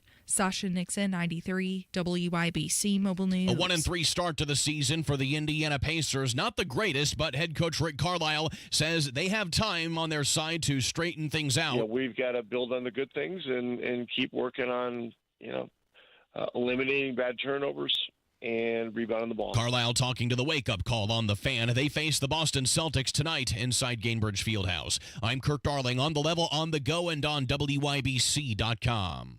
Hi, this is Denny Smith, and it's time to get ready for spooky season by eliminating all that spooky dirt, grime, and spills. Halloween brings out the best in people, but it also brings out some pretty scary crud from all the foot traffic. How about having Zero Res help you take on all of that with an unbelievable October special? Get 3 rooms, 0 resified, starting at just $119 and $75 off air duct cleaning too. That's a $50 savings on carpet cleaning. And remember that your air ducts are where the really spooky stuff is. Yikes! The Zero Res service for your carpets, floors, or air ducts is easy to line up, and you can go online at ZeroResIndy.com to do the scheduling at your convenience. I love these folks. And don't forget the ZR water difference. No soap, no residue, no harsh chemicals, leaving things really clean. Now mention WIBC, get 3 rooms of carpet cleaning starting at $119, plus you get $75 off air duct cleaning too. 317-388-5141 or book things online at ZeroResIndy.com. This hour on 93 WIBC is powered by Stevenson Heating and Cooling, your independent American Standard air dealer in Mooresville. You're listening to Rob Kendall. When we talk about sending money somewhere, we're talking about printing the money because we have no money. And Casey Daniels. My government would never lie to me, would they? On 93 WIBC. Good morning. It is Wednesday, October 30th, 5 minutes after 10. You're listening to Kendall and Casey on 93 WIBC. You know, normally around my house, garbage day is on Thursday. But turns out this week, garbage day happened on Tuesday. This after President Biden was talking on a Zoom call with Voto Latino. Who? Voto Latino. Doesn't that sound like some hip group from the 80s? You remember they had that one song that everybody loved? You remember Voto Latino? It was a one-hit wonder. Yes, they had a great song. Well, he was speaking about what the comedian Tony Hinchcliffe said during Trump's rally at Madison Square Garden. And he said He said that half the country is garbage. Now, he has since tried to roll it back and listen to what he said, and then we're going to play the clip, and you can decide. He tweeted out earlier today, well, not him, but somebody on his behalf tweeted out. Do you think Joe Biden has ever successfully used Twitter on his own? No, I don't think so. I don't think so. I don't think he has anything in his pockets. He doesn't have an ID. He doesn't have money. He doesn't have a phone. He doesn't have keys. Okay, if you gave Joe Biden, Kev, get in on this. If you gave Joe Biden a cellular telephone right now, like you said, okay, here's an iPhone, here's the code. You just tell him, here's the code to the iPhone. Mm-hmm. Could he access an iPhone and make a telephone call on an iPhone? No. I think his grandkids would have to help him. Yeah. Could he access an iPhone and send a text message on his own? No, he would have to be pointed in the right direction of which icon to press, and then wait, how does this work? He would have no thumb action. There's no way he could actually even log into an iPhone at this point. No, probably not. Yeah, okay. Unless it was, the face recognition and somebody just held it up to his face. But I don't think. I mean, I'm saying like if he had to actually, people have the codes or whatever on their phones. I don't think he could do that, right? No, I agree. I don't think he'd be capable of doing that. But so somebody tweeted out on his behalf, and it said earlier today, I referred to the hateful rhetoric about Puerto Rico spewed by Trump's supporter at his Madison Square Garden rally as garbage, which is the only word I can think of to describe it. But that's not what he said. That's not what he said. That's not what he said at all. So they have altered the transcript. Yep. This is Stalin stuff now, right? Like it didn't happen if we say it didn't happen, so we're going to change. Yeah. Well, remember in the Soviet Union when they would eliminate somebody who was an enemy of the state or an enemy of the party, they would literally remove them from photographs. Like Fred was my neighbor. No, he wasn't. No, you don't. No, there was this guy named Fred I used to live next to. Really? Are there any photos of Fred? Mm-mm. Well, there were. Mm-mm. Well, there aren't any now. You, sir, must be suffering from a serious head injury. I mean, this is the sort of stuff we're talking about, right? They're changing things. Do we have the audio of this? I mean, he clearly is not talking about the comedian. Correct. No, he's talking about Donald Trump's supporters. Let's listen. Or Puerto Rico, where I'm in my home state of Delaware, they're good, decent, honorable people. The only garbage I see floating out there is his supporters. Stop. The only garbage I see out there are his supporters. And so the official White House transcript now says that was supporter singular. Okay. Does that even make any sense? No, it doesn't. There's something else I want to point out about this clip. If we can play it again, Kevin, listen to the very first thing he says. Or Puerto Rico, where I'm in my home state of Delaware. Doesn't it sound like he started to say Puerto Rico, where I'm from? Yes, he may actually think he's from Puerto Rico. Who knows? Are you kidding me? Okay, so this is the thing that I put out. The president of the United States telling half the country they're garbage is infinitely more offensive than a comedian making a joke about garbage, which multiple mainstream national media platforms covered, which is the problems that Puerto Rico has with its garbage. Liberal, left, mainstream media, national publications. There's a great photo of them all side by side talking about the serious problems Puerto Rico has with its garbage. So the president of the United States calling half the country garbage is way more offensive than a comedian making a joke about that. Searches for Puerto Rico have skyrocketed at this point. And can people in Puerto Rico vote in the election? And we're going to get to a lot more about Puerto Rico later in the show. But here's the thing. If you are a supporter of Donald Trump, you have been called deplorable. You have been called a clinger. You've been called Nazi, now garbage. You're in a cult. You're brainwashed. You're ill-informed. You're uneducated. All of the things. And this is coming from the guy who ran on unifying the country. Now, if you're Donald Trump and you really want to put this to bed, here's what he should do. He should go ride around in a garbage truck. Oh, that's hilarious. So what, right? Like Biden did this accidentally. Biden did this on purpose. There's no way that this like keeps happening where Kamala has some form of momentum because, of course, the media just had an aneurysm over this. And now everybody at the Trump rally was racist and hate Puerto Rico, even though there's like multiple people who were interviewed from Puerto Rico coming out of that rally going, yeah, it was kind of funny. No, we don't care at all. But the media was like just hyperventilating.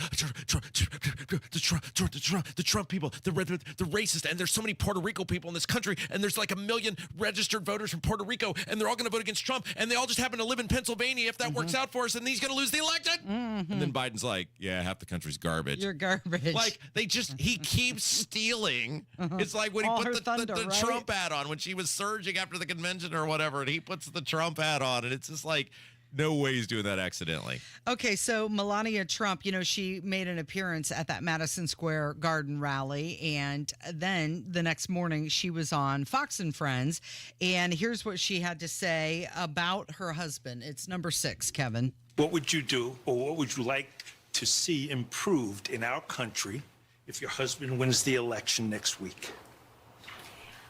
Well, I would like to see country to be safe and prosperous, better economy, and the peace in the world. That's very important. So she went on to say he is not Hitler as well. I mean, I'd like to clarify for you, my just, husband is just in indeed case you were not confused. Adolf. I mean, this is all so stupid. Hey, by the way, I did see there was some breaking news that came down. The Supreme Court had to step in on this, that they have ruled saying that these non-citizens in Virginia are not going to be allowed to vote. Now, there'd been this big thing where Virginia was trying to purge their voter rolls. There were all these non-citizens on the voter rolls. And, of course, the Democrats, they're not going to stand for having non-citizens not be able to vote. They took this through the lower courts, and I think they had actually won at the lower court, and the Supreme Court stepped in and was like, yeah, I'm pretty sure if you're a citizen, you can't vote. So they have now given Virginia permission to wipe those people off the vote. But this is what we're dealing with, right? Think about this. The Democrats are fighting for non-citizens to not be wiped off the voter rolls. Gee, why would anybody think there's anything not on the up and up? Wouldn't we uniformly as Americans be like, yeah, probably only citizens should be voting? Why is that even a thing? Why would anyone care? Why would anyone be invested to the point they had to take it to the Supreme Court for non-citizens to remain on the voter rolls? If indeed voter fraud isn't happening, right? There are no ineligible people voting. So if they wipe non-citizens off the voter rolls, why would you care? Well, another thing that was happening yesterday in Bucks County, Pennsylvania, it was being reported that emergency services were shutting down the voting line in Doylestown, and they were doing that hours before they were supposed to. Their excuse was that it's taking so long to get through the line that they had to shut it down early because anybody working the polls would be off the clock and ready to go home, and they couldn't get to everybody if the line kept growing. No, wait. Now, listen, well, it is Pennsylvania. But as someone who has worked the polls multiple times as both staffed poll workers as a precinct committeeman and worked the polls as a clerk, you're informed that the polls close at 6 p.m., which means if you're in line, now early voting, there's hours or whatever, it may not be 6 p.m., but the rule is if you're in line by a certain time, then you're obviously eligible to vote. No person who's ever worked the polls thinks, oh, okay, I'll just leave right at 6 p.m. Yeah. That's Even never... if there's people in line that were in line before the cutoff. Yeah, and that's totally reasonable to say you have to be in line by this time. If you're not, then I'm sorry you don't get to vote today or whatever. But if you're in line to vote, the idea that they'll just be like, you're out of here. Many people are claiming that it's voter suppression, but it's also interesting to note that Bucks County was blue, but is threatening to be red this time. Much of that because of the work of Scott Pressler from Pennsylvania. He's an activist who's been working very hard in Pennsylvania. And this is a video of him talking about what was going on at that Madison Square Garden rally in New York. It was taken down off of Facebook in 24 hours after it had accumulated 650,000 views. Facebook claimed that this was hate speech. What do you say to the people that are skeptical of another Donald Trump presidency? Like, there's people over there protesting saying that this rally is like a Nazi rally. What's your message to those people? Look around. You have members of the Jewish community. You have members of the Arab community. You have members of the Black community. You have members of the Latino community. You have members of the gay community. What people need to understand is this America First movement is for all. I don't care who you are. I don't care what you believe. I don't care where you came from. We believe if you're an American citizen, You come first, and you deserve the right to the equality of opportunity that you can have the American dream. I don't care about any of your immutable characteristics. I care about you have the opportunity to succeed in the United States of America. I ask for your vote. I don't care if you're in Manhattan or Los Angeles or Austin, Texas. You vote, and you help save our country this November. What was hateful about that? I don't know. Facebook claimed it was hate speech and took it down. And he's talking about everybody being welcome. And meanwhile, your president called you garbage. All right, Casey. Mm-hmm. We got to take a break. Yeah. When we come back, our old pal Jamie Knoll is back in the news. Mm-hmm. It's like some great horror character who just when you think the movie's over, he rises back up. And, man, when we talk Jamie Knoll and what a dirty, rotten scoundrel that dude is, one guy knows that story and that saga better than anybody else. It's our own old pal Sean Bostic with the Integrity and Accountability Facebook page down there in Clark County, and he's going to join us with the latest on Eric Holcomb's great personal good friend and close political ally who's now looking at a long time behind bars. What did Holcomb know and when? It's up next on 93 WIBC.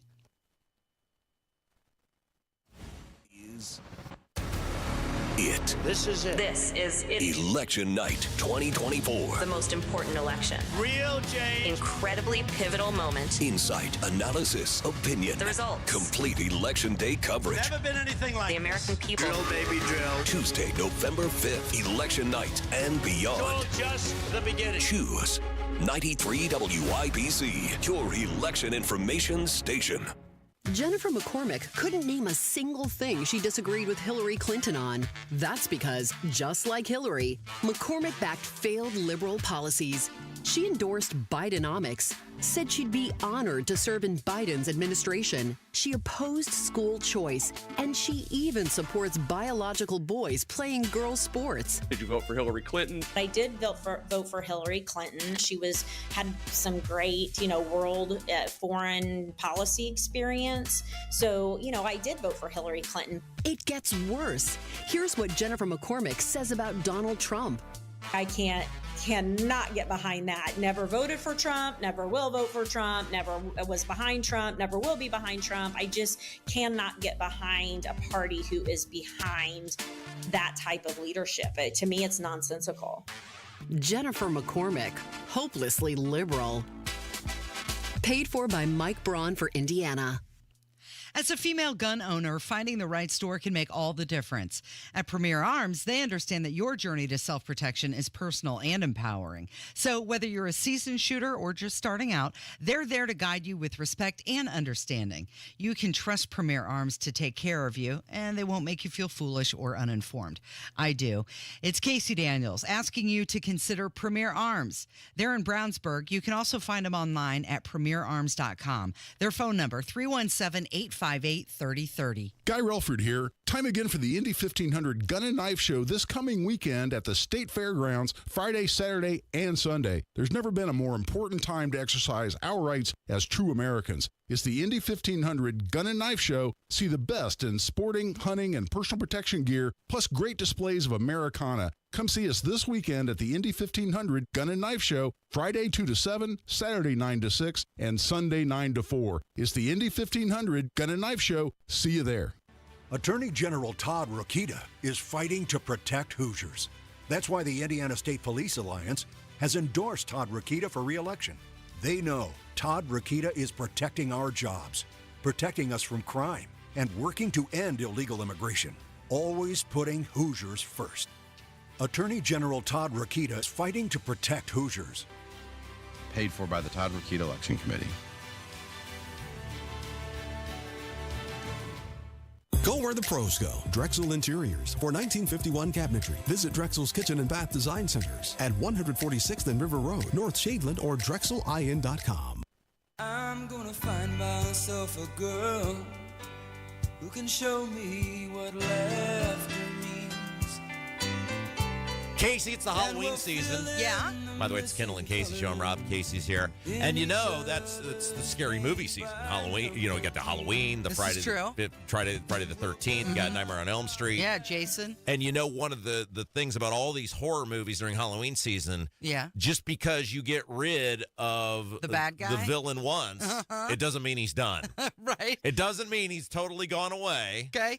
And, well, unfortunately for us, that's sometimes true in the political world because it turns out we're not done with Jamie Knoll just yet. Oh, no. Wait a second. I thought that he pled guilty to 27 felonies. He did, but, like with everything, we got a guy, right? And we got a guy that has covered the Jamie Knoll for 2 decades, the Jamie Knoll saga, unlike anybody else. And he reached out to me yesterday and he said, "You guys think you're done with Jamie Knoll? Oh, no. You're dreaming." Sean Bostic is his name. He runs the Integrity and Accountability with Sean Bostic Facebook page. Nobody has covered the Jamie Knoll story like Sean, and he joins us now on the WIBC hotline. So, Sean, you said we are not done with Jamie Knoll yet. Tell us more. No. So the day of the sentencing, I asked the superintendent of State Police, Doug Carter, I said, "So what's your timeline? Are you done?" He goes, "We're not leaving until there's nothing for us to do." That was a direct quote. So since then, on Monday, there was a hearing held in Harrison County due to the overflow of the courts down here by the Utica. It was the Utica Fire District Board of Trustees, and they entered into evidence where Mr. Knoll had sold 3 fire trucks that didn't even belong to the fire department. They belonged to the county taxpayers. And there's currently one on a pre-sale contract that has to be turned over January 2025. So wait.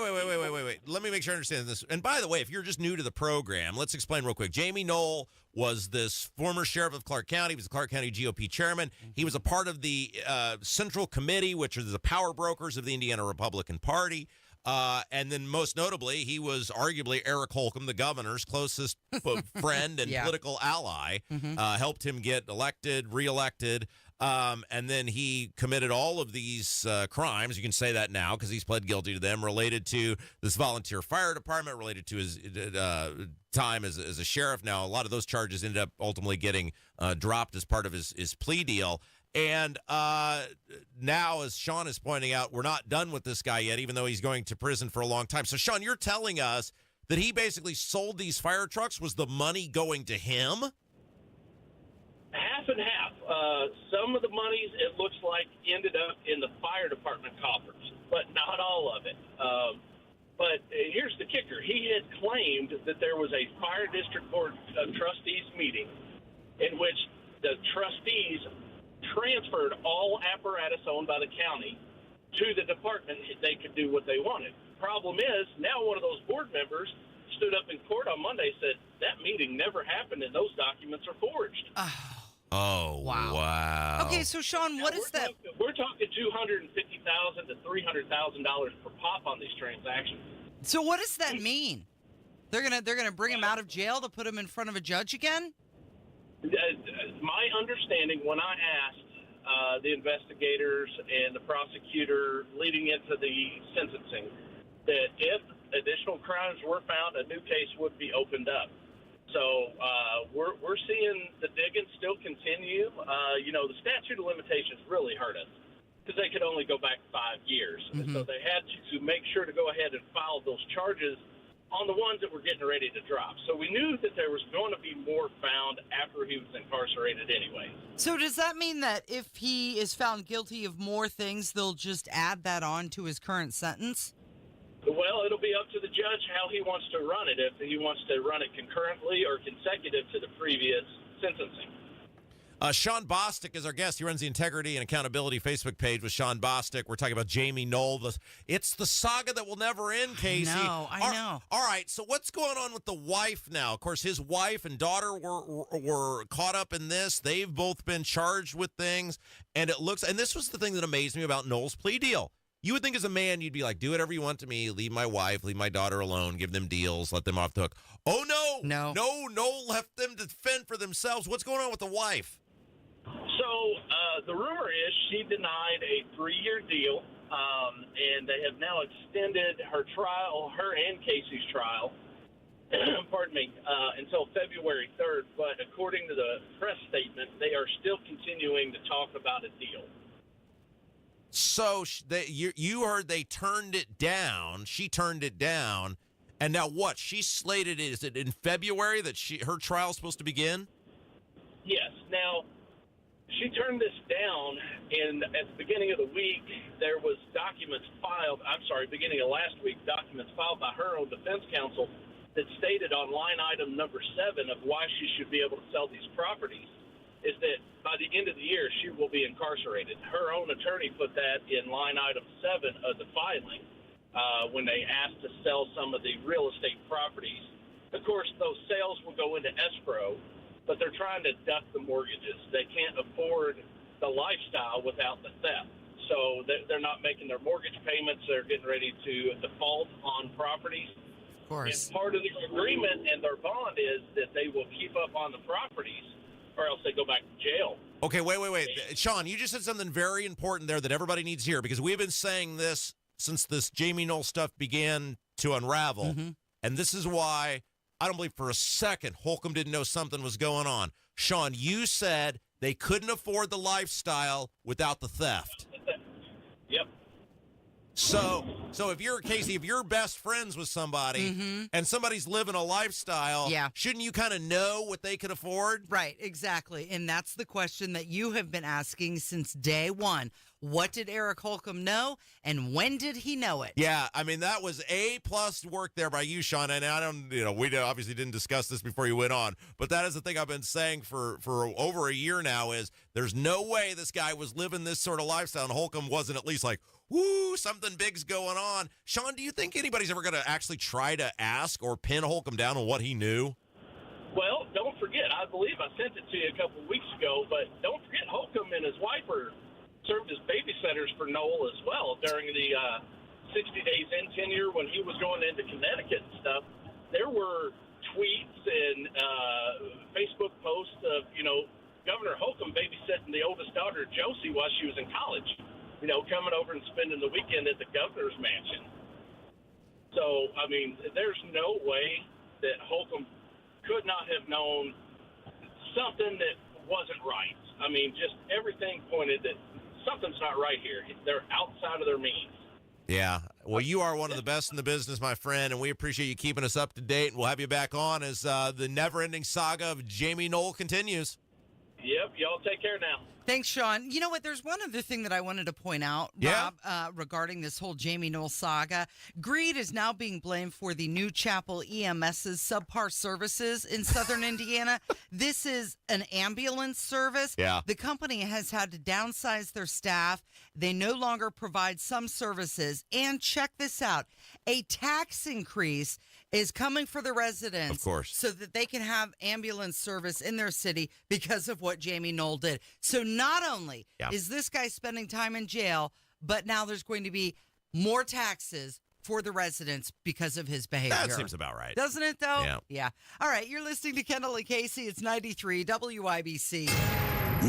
Here is Jiffy Lube of Indiana's COO, Lonnie Hinkle. Lots of Hoosiers belong to unlimited car wash programs because they want their car to look great. At Jiffy Lube, we're here to help you make sure your car runs great. So to help take care of your car inside and out, Jiffy Lube is offering everyone who belongs to a monthly car wash program a $20 discount and a free tire rotation from now through the end of the year. Just point out your car wash sticker and we'll do the rest. My Jiffy Lube teams are maintenance experts. Our computer system provides all of the manufacturer's maintenance recommendations for every make and model of vehicle, so we know exactly what every car needs to operate at its best. Jiffy Lube is your trusted one-stop shop for all that your car needs to run well for many years. You never need an appointment, and we now offer brakes, tires, tune-ups, and minor repairs at most stores. So stop in on your way to the car wash, save $20, plus get a free tire rotation just for belonging to a monthly car wash program. Jiffy Lube. Nobody does it better. 93 WIBC Mobile News. On the level, on the go. Swinging in swing states. It's 66 and sunny downtown. I'm Kurt Darling. Here's what's trending at 10:30. The candidates are heading to swing states with the election just 6 days away. Vice President Harris will be speaking in North Carolina before heading to Pennsylvania and Wisconsin later today to give remarks, while former President Trump will also be in North Carolina for a speech and then will hold a rally in Green Bay, Wisconsin with former NFL quarterback Brett Favre. It looks like you'll be dealing with rain on Thursday. John Herrick reports on your Halloween forecast. The rain will ramp up during Thursday morning across Indiana. We'll be concerned about windy conditions with the storms that are moving in tomorrow during the morning hours. There's a low and severe threat, but we're not too concerned about that. Greg Mello with the National Weather Service in Indianapolis says the wind gusts could reach more than 40 miles an hour at times, but the rain should be done, though, before prime trick-or-treating hours. John Herrick, 93 WIBC Mobile News. I'm Kurt Darling on the level, on the go, and on WIBC.com. Moments like making my kids my famous meatballs mean a lot to me. But after being diagnosed with metastatic breast cancer, or MBC, which is breast cancer that has spread to other parts of the body, they mean even more. I take Ibrance, palbociclib. Ibrance 125 milligram tablets with an aromatase inhibitor is for adults with HR-positive, HER2-negative MBC as the first hormonal-based therapy. Ask your doctor about Ibrance and visit Ibrance.com. Ibrance may cause low white blood cell counts that may lead to serious infections. Ibrance may cause severe inflammation of the lungs. Both of these can lead to death. Tell your doctor right away if you have new or worsening symptoms, including trouble breathing, shortness of breath, cough, or chest pain. Before taking Ibrance, tell your doctor if you have fever, chills, or other signs of infection, liver or kidney problems, are or plan to become pregnant, or are breastfeeding. Common side effects include low red blood cell and low platelet counts, infections, tiredness, nausea, sore mouth, abnormalities in liver blood tests, diarrhea, hair thinning or loss, vomiting, rash, and loss of appetite. Transform your home with Galaxy Concrete Coatings. Say goodbye to cracked, stained floors and hello to durable, stunning surfaces that last. Their cutting-edge technology ensures a beautiful finish every time, and you get to pick out from their many colors. Upgrade your home today like I did. Galaxy Concrete Coatings. They're for garage floors, driveways, pool decks, and patios. They come with a lifetime warranty and one-day professional installation. Call now for a free estimate. 877-417-0635. They're also online at galaxyconcretecoatings.com. Pat Sullivan here, hoping not to spook you, but did you know that you could have a pipe leaking and not even know it? My friends at Hope Plumbing highly recommend the installation of Streamlabs, which is a water leak detection at your fingertips. A Streamlabs system will detect, notify, and prevent possibly thousands of dollars worth of damage by automatically shutting off the water. Call Hope Plumbing today at 641-HOPE to schedule an appointment to keep those pipes from giving you a fright. Moments like making my kids my famous meatballs mean a lot to me. But after being diagnosed with metastatic breast cancer, or MBC, which is breast cancer that has spread to other parts of the body, they mean even more. I take Ibrance, palbociclib. Ibrance 125 milligram tablets with an aromatase inhibitor is for adults with HR-positive, HER2-negative MBC as the first hormonal-based therapy.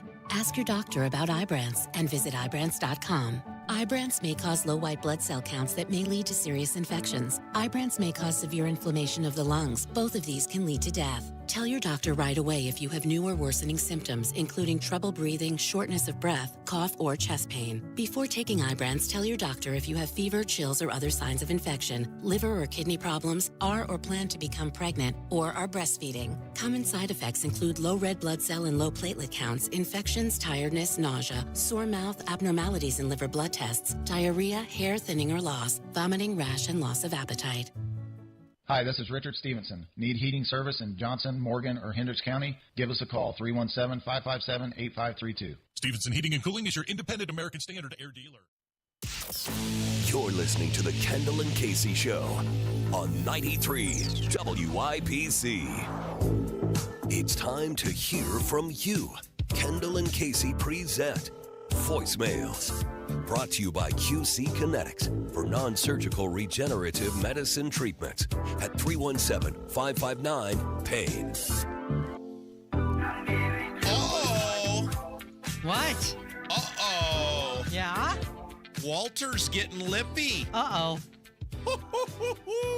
I tried calling the number that called into the newsroom yesterday. Yeah. And when we got off the air, I called it and nobody answered. So if you're just joining us and you missed yesterday's show, we pulled the veil back on Jennifer McCormick's supposedly common sense, level-headed Republican who thinks Mike Braun and Micah Beckwith are a bunch of crackpots, and we went through his rather spirited social media posts, and he makes Alex Jones look like a moderate. And so we pointed out the hypocrisy of Jennifer McCormick having the audacity to declare someone an extremist or unfit for office and then using this clown as her statewide television spokesman. And Walter now is apparently getting mouthy with the audience. And boy, we're going to read you some of Walter's. There were some really eye-opening things about why Walter did that ad. Mm-hmm. And so next hour, we'll read you some of Walter's social media music. It's going to be really interesting. One, apparently how Walter has no idea what's actually going on in the state of Indiana. And two, why he did that ad. Boy, it's very interesting. I thought he was some Republican that was just fed up with the crap, but apparently, well, he did it because he's Jenny's friend. Oh, what? They're friends? Well, I mean, gosh darn it, Casey. Wouldn't you know if you just let idiots on social media without adult supervision, they'll tell you the truth. Okay, so that'll be interesting to hear coming Walter's up next, comments. Walter's comments. And by the way, they're already screenshotted. They're already saved, so don't bother trying to delete them. And one thing I give Walter credit for, he has left his insanity up for the world to keep viewing. All right, well, let's get to some voicemails at 317-684-8444. And speaking of Walter, we did get a couple quick phone calls about the conversation yesterday. Here's the first one. Hey, good morning, Rob and Casey. Well, thank you for exposing the truth on Walter today. Yeah, and we're going to expose even more, it sounds like. Okay, that'll be fun. We're going to do that at 11 o'clock? Yeah, we'll do it at the top of the hour. I know we got other voicemails. We want to hear the people got Hammer coming up. So top of next hour, boy, that guy, he's a treasure trove of fun. I bet old Jenny, Jenny really, I mean, think about it. They couldn't even find one normal Republican who was like, yeah, I'll be in your ad. That's fine. Like some county commissioner somewhere or, state rep, or even if it was some, philanthropist or whoever. They were like, yeah, we'll go with this guy. This is all we got. But it also speaks to the either laziness or arrogance of her campaign where nobody looked. I mean, it's not like you had to search. I mean, once I just stopped. I just got bored yesterday or 2 afternoons ago. I mean, come on. It was, geez Louise. Anyway, what's next? Okay, we got another phone call about Walter. Now, when Hammer was in here, we were making our list of famous Walters, and apparently we left this one off the list. Got the nurse. Thought of another Walter Mitty. Okay, Walter Mitty is a fictional character. That's true. But so is the puppet. So is Walter the puppet. Walter White is from Breaking Bad, also a fictional character. Correct. Many people had chimed in on. Yes, I got several on social media that we left off. There were more famous Walters than I think we realized. All right, we've been talking a lot about President Biden's comment about calling half the country garbage, even though he's trying to walk it back. And Kamala Harris has now come out and commented on it, and we'll have that for you coming up at 11 o'clock as well. But this next phone call, I'm going to be honest with you, it moved me.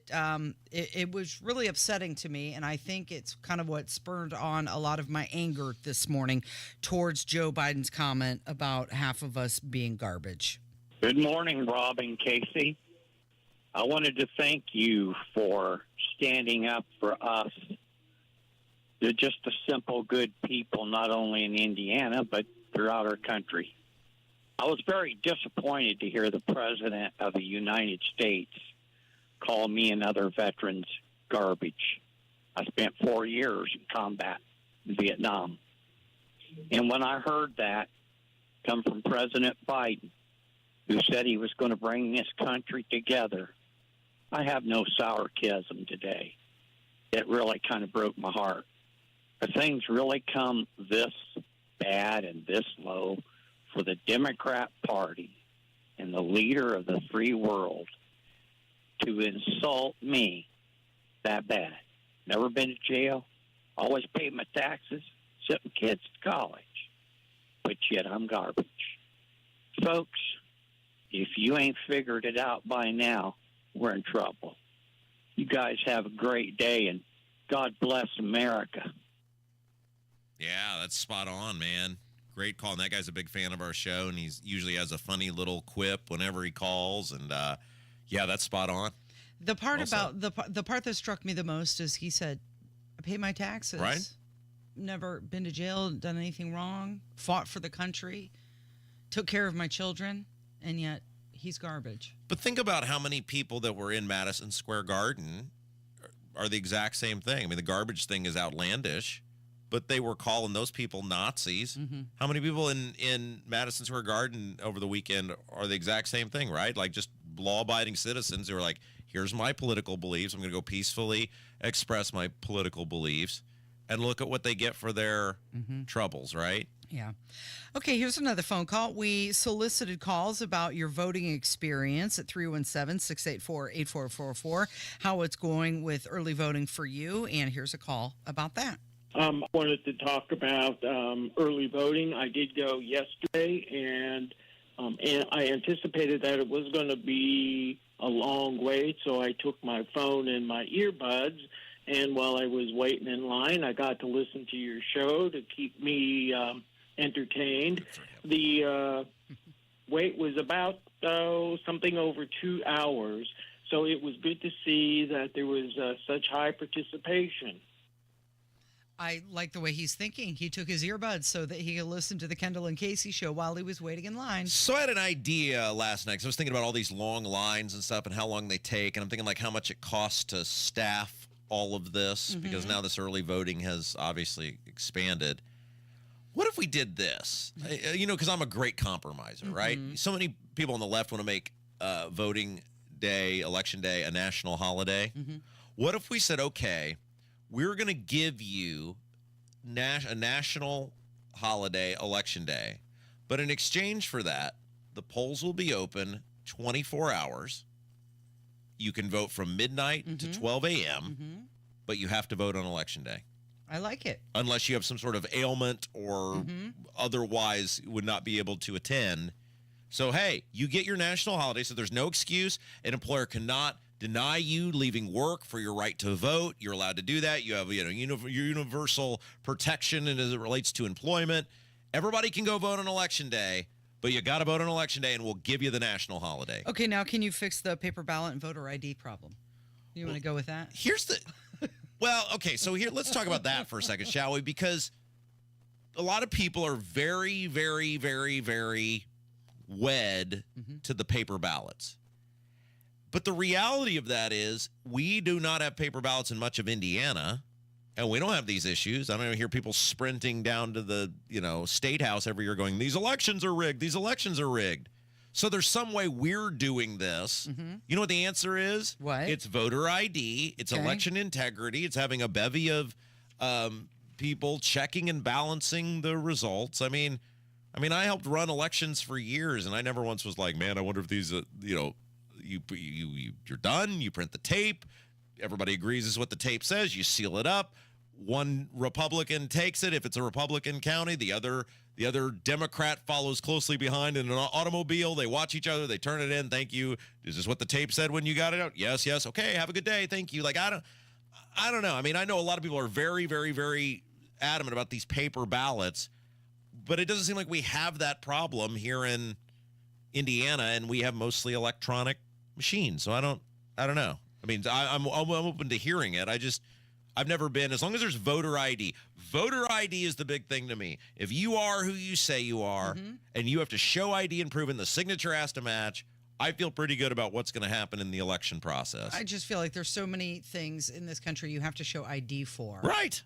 Voting should be on the top of that list more than anything. So we are in agreement that that's a fair potential compromise that could bring the left and the right together, which is we'll give you the national holiday, but you get one day to vote, and you have nothing can happen to you. You have to be able to go vote, and as long as you're in line to vote, your employer has to, if you do have to work that day, they have to allow you to do it. How long do you think it's going to take until we'll find out the results? So I got to ask this. So, by the way, thank you to Barrett Media. Barrett Media did an awesome article about the Degenerates Next Door sports betting podcast that came out yesterday. Garrett Seawright wrote the article, and they're working on some other stuff over there at Barrett. They obviously delve in a lot of different areas, some political stuff, and they asked us, and imagine it'll be in that article that they publish.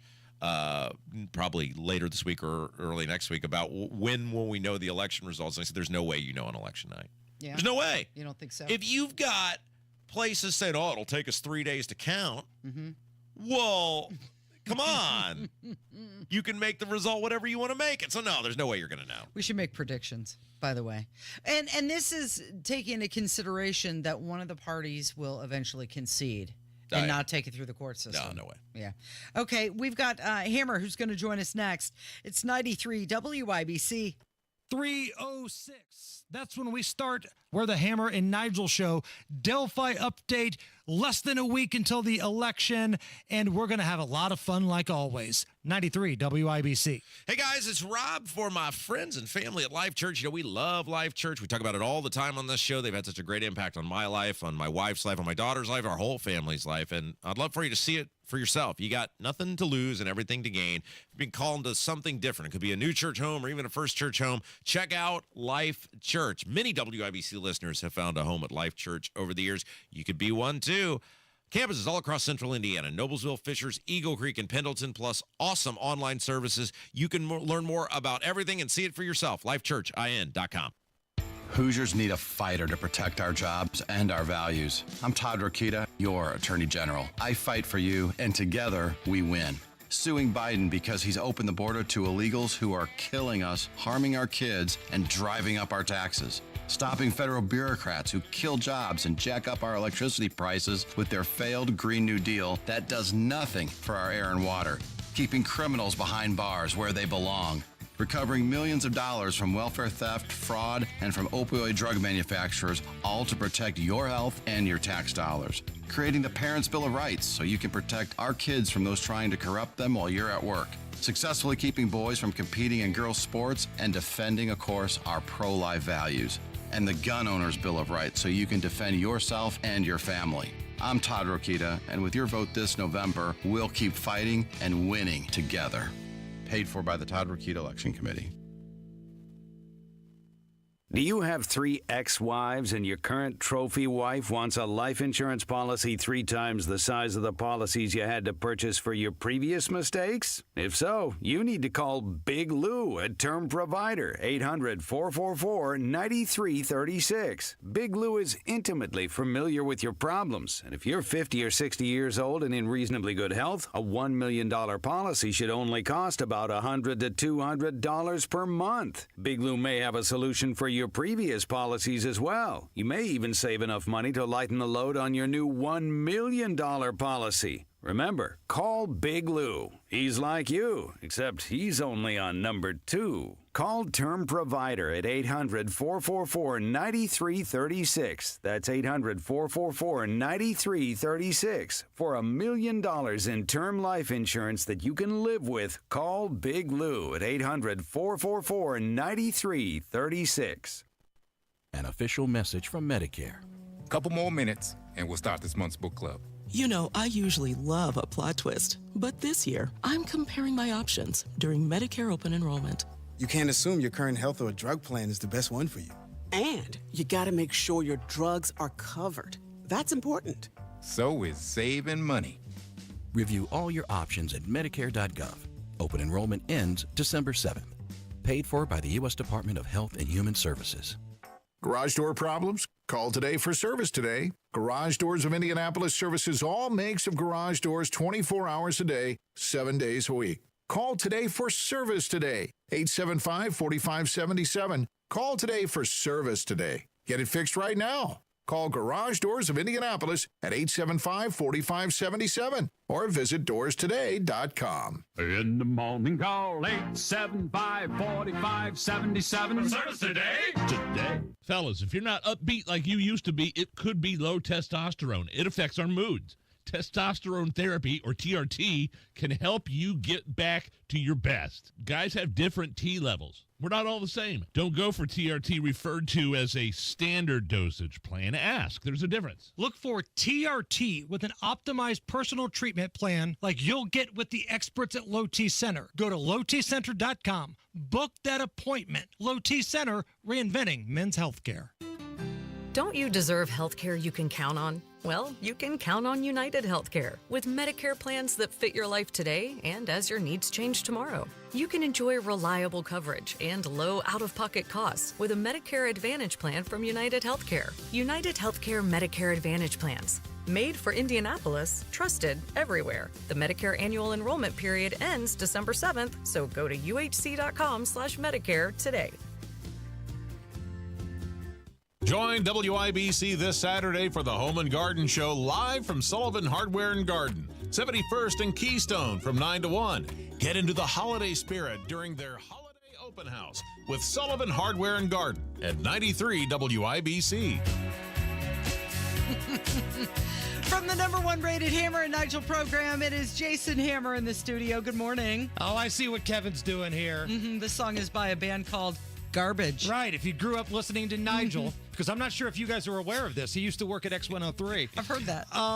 But yeah, Garbage was one of the bands that had a number of hits. I think Shirley Manson was their front woman, who was like hot grungy. Yeah. She kind of had that mix going on. She did. Kind of like that chick from Evanescence, too. So that was around that era. So, Kev, this is the challenge to Kev. Throughout the show, find hits by Garbage to appeal to all the Trump supporters today, right? Yeah, I can make that happen. Okay. I'm only happy when it rains and some of the other ones. You have maybe the best Twitter post you've ever made. It's up right now, and I'd love everybody to go see it and participate in it. So follow my personal one at Jason Allen Hammer. Right? ALAN. ALAN, just like Alan Thicke. That's right. At Jason Allen Hammer. Common. I've got a side-by-side. One is a picture of Walter from the Jennifer McCormick ads, and the other one is Mouth Tim breathing. Walz during the debate. So the question is, which one of those faces do you think I make when I realize I'm about to get screwed and I lose a bet?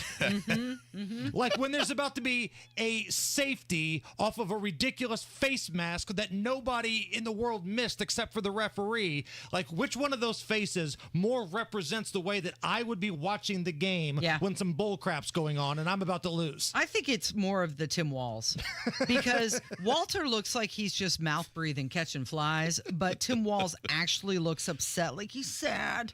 Like Walter's face is almost like he's speechless, and I've been there before.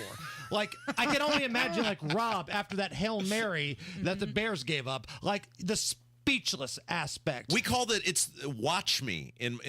Watch me is the phrase now that I use because right before the face mask that Hammer and I got screwed on, I texted him, watch me lose on a face mask. And then on the safety. On the Bears, on the on the safety, and then before the Bears Hail Mary said, watch me lose on this Hail Mary. So watch me is the new phrase with my sports. Watch me get screwed, and then there you go. And then the Tim Walz picture, old balls Tim Walz from the debate. Like that's the face of where you can see it all developing and you know exactly what's going to happen.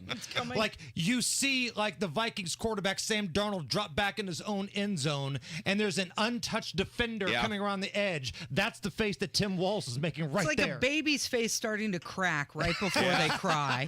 You know it's coming. You got to go see it. It's a great post, and everybody needs to weigh in on it. I think we've got it on Facebook as well. I put it on Hammer and Nigel Facebook, so if you don't follow me personally, you can see it there. But you got to physically go to Hammer and Nigel Facebook because Zuckerberg sucks and has us restricted. You still banned? Well, not banned. Like totally restricted, yes. You like don't know what you did. Fraction of our reach what we used to have 5-6 years ago. You didn't do anything. I mean, same thing happened to Guy Relford. Like, he was promoting gun safety. He has a gun safety book. But because it's about guns, Zuckerberg sucks. They, restricted his account, so he had to come out with a new one. We do have a new sports betting podcast out. We do, and I have got to play on the IU game this weekend. Rob, you and our professional, David Stefanoff, of Follow Never Fade. He's our college football expert. You guys have action on the big game, Ohio State and Penn State. Yeah, and the expert's like, you suck. Like, thanks. Who did you pick? No, no. Podcast. I know.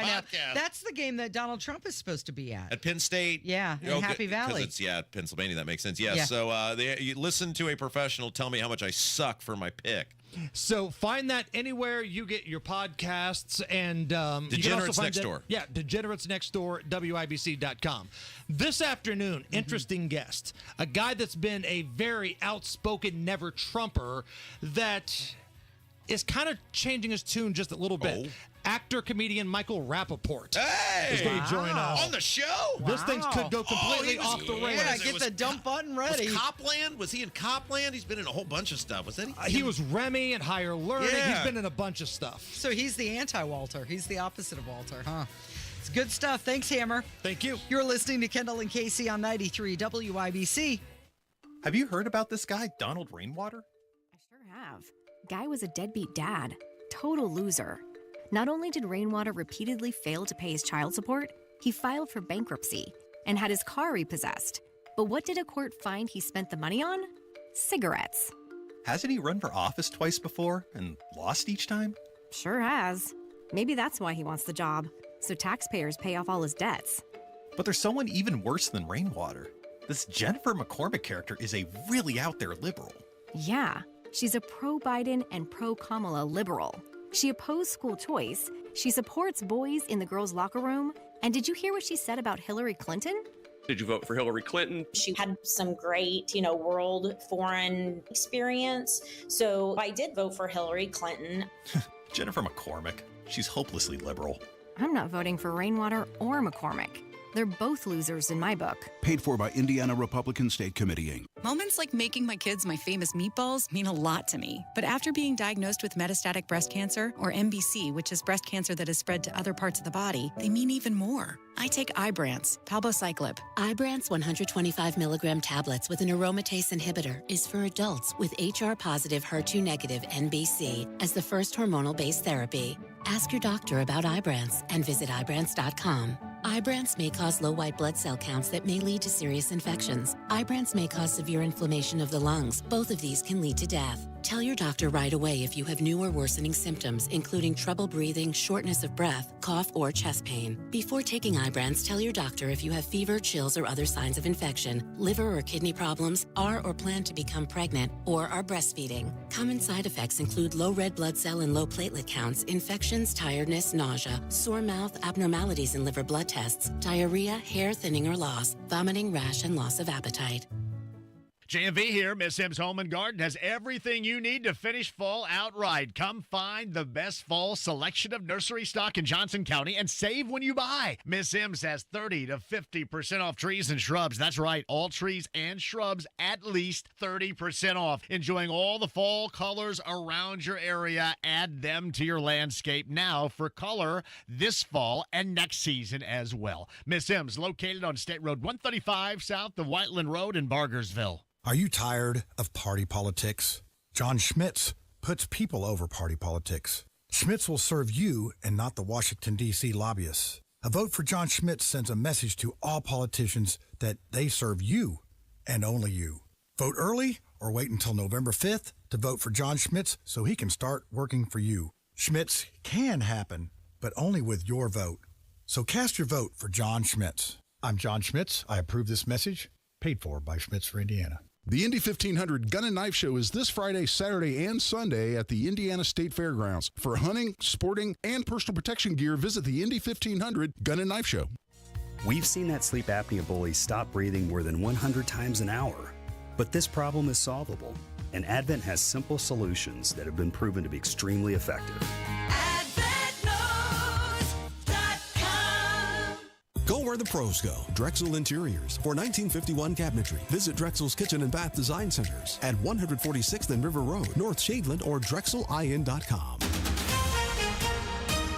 Coming up in 2 minutes, how some of you are reacting to the Delphi murders trial. Plus, Sasha Dixon reports on a man accused of stealing ballots in Anderson and what the weather will be doing by the time you go out trick-or-treating. I'm Kirk Darling. That and more coming up from the Technology Recyclers Studios. You're listening to 93 WIBC, WIBC HD1 Indianapolis. It's 11 o'clock.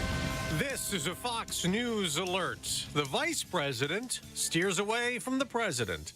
I'm Dave Anthony. The morning after President Biden called Trump supporters garbage while denouncing a comedian at Sunday's New York Trump rally calling Puerto Rico garbage, Vice President Harris just said, First of all, he clarified his comments, but let me be clear, I strongly disagree with any criticism of people based on who they vote for. Harris telling reporters, As President of the United States, I will be a president for all Americans, whether you vote for me or not. Now, as she said, President Biden in a post on X wrote that he wasn't calling all Trump supporters garbage. It was one supporter, that comedian he says was hateful.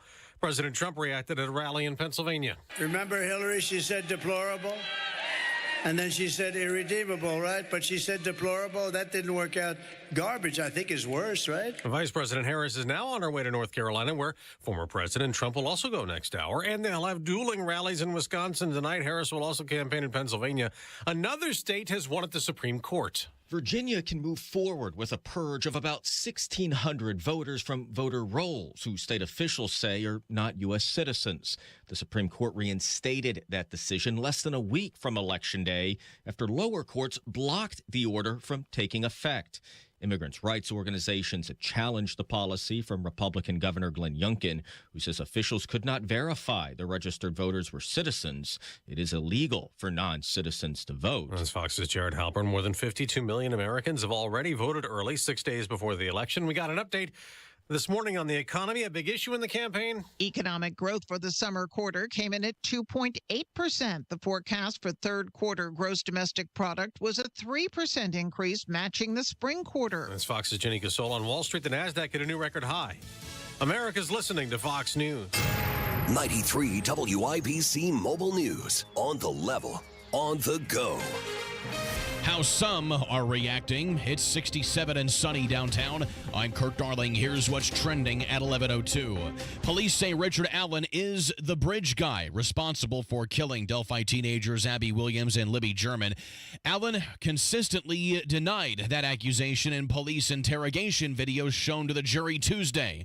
This caller to WIBC's Hammer and Nigel still has second thoughts. If I'm on the jury right now, just hearing what you guys are saying and coming back with, is this guy really bridge guy? I have serious doubt. A warden from Westville Prison testified that Allen confessed to killing the girls while locked up. Those confessions have been criticized by the defense.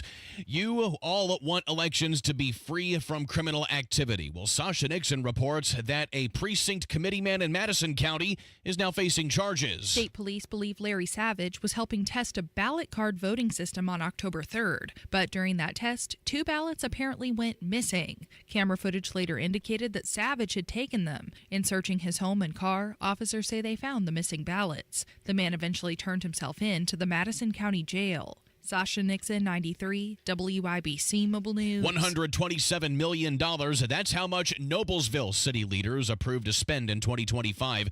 That includes building a new police station as well as more infrastructure improvements downtown. The good news, says Mayor Chris Jensen, no new tax increases. It might not feel quite like October for you today. Some places in Indiana have highs in the 70s or 80s. We'll be near record warmth pretty much through tonight, and then we should start to cool down tomorrow after the front moves through. Greg Mello with the National Weather Service says you may feel some rain Thursday, but it'll be done by the time you go out trick-or-treating. The season begins tonight for the Butler Bulldogs on the hardwood. They host Illinois Wesleyan in their only exhibition game before they start up regular season play. Head coach Thad Matta. We have to be a team that never beats themselves. We can't make mental errors. Opening tip at 7:30 Eastern tonight inside Hinkle Fieldhouse. I'm Kurt Darling, on the level, on the go, and on WIBC.com. If you're asking how much money do I need to retire, you're asking the wrong question. The question you should really be asking is, how much money do I need every month to cover my expenses in retirement? Then it's just a matter of creating different sources of income to cover your expenses. Discover how you could turn your savings into a guaranteed stream of income in retirement with Bill Demery, your retirement guy in Indy. Call him at 317-648-5120. We trust Bill Demery to help us with planning for retirement. He's our retirement guy, and you can trust him too. Bill breaks things down in a way that we can all understand. And if you've saved more than $200,000 for retirement, call Bill right now. 317-648-5120. Social Security alone won't be enough. Contact Bill Demery, 317-648-5120, 5120. This hour on 93 WIBC is powered by Stevenson Heating and Cooling, your independent American Standard air dealer in Mooresville. You're listening to Rob Kendall. When we talk about sending money somewhere, we're talking about printing the money because we have no money. And Casey Daniels. My government would never lie to me, would they? On 93 WIBC. Good morning. It is Wednesday, October 30th. It is 5 minutes after 11. You're listening to the Kendall and Casey Show. It's 93 WIBC. Walter's inability to keep his ass off social media is the gift that keeps on giving to this radio program and now to the Mike Braun campaign. Going back to the statement, not everyone should have a platform. Woo, buddy. Hot dang. So if you missed yesterday's show, go back and listen to it. We don't care what you do. Wait till noon. We don't care what you do during Tony Katz. Go back and listen to the hour 2 yesterday on the podcast. We basically gave the whole hour to Walter. Walt Wigner is the guy's name, who is this grandfatherly, good time type figure that Jennifer McCormick put in her statewide TV ad, who presents himself as this common sense, level-headed Republican who, look, I'm as a Republican as anybody, but Mike Braun and Micah Beckwith, they're just outlandish. They're too extreme for him. And, we had said when the ad first came out, we said there's something not right about this and put it in the back of the file cabinet. And then yesterday, just saw the ad again, or 2 days ago now, I guess it's been, sitting around, saw the ad again, and I put on, I said, somebody's got to know who this guy is and what his story is. And hot dang, did people start flying in when I put that on social media. And this guy, and the reason we did this, first of all, the guy is a complete hypocrite because his views on social media and his wife's views on social media are in direct contradiction with to what he said in the campaign, ad. yes. Right, and direct contradiction to the Jennifer McCormick campaign. So there's that, but also the hypocrisy of Jennifer McCormick, who has made her whole campaign about how Micah Beckwith is too extreme to be the lieutenant governor, and he's a bad guy, and you can't vote for him, and blah, blah, blah. And this dude makes is so right, even Alex Jones would be like, whoa, buddy, you may have taken a leap too far. And the hypocrisy of this woman who has the audacity, but this guy's the face of her common sense, level-headed campaign when he's using profanity, he's going after Muslims, he's going after Kamala Harris. I mean, all of these things on his social media page. And now he's getting lippy with people who clearly, now that they know who he is, and look, I give the guy a lot of credit, right? Like, he is not deleting his stuff, it appears. He's not running. Maybe he doesn't know how. I don't know. But he is still there, and he is barking with people on social media, and he said a whole bunch of stuff in a post that I think we just got to really, by the way, it is very important, and Braun talked about this when we had him on early in the show.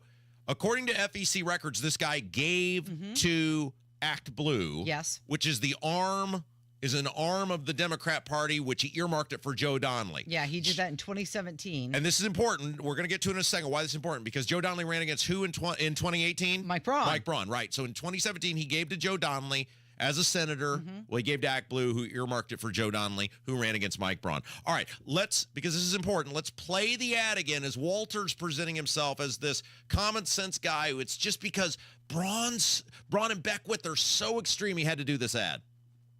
Now, I've been a Republican my whole life, but Mike Braun, I can't vote for him. First of all, Braun outsourced his work to China just to make an extra buck. I don't want to talk about abortions, but Braun wants to ban them all, and that's just wrong. And then his running mate, that guy's a bat crazy book-banning piece of work. I'm proud to be a Republican, but we can't let Mike Braun and Micah Beckwith run Indiana. Okay, do you know a lot of proud-to-be Republicans who gave to Act Blue, Casey? Right. He did say he's been a Republican his whole life, except for that one time when he gave to Act Blue, and except for this time when he's the face of the Jennifer McCormick campaign. All right, so this is a long post. People are, going on social media, and thank you to all the people who sent this to me, and I went and found it myself to confirm that it was indeed the same guy. And so it's a long post. I'm not going to read the whole thing, but I'm just going to read parts of it, okay? That, again, appear to be in direct contrast with that ad and are going to tell you a lot about who this guy is, all right? So remember, this guy was a radical extremist, and he was, totally outside of the mainstream, and that he just, that's why he didn't like Braun, right? So hang on just a second here.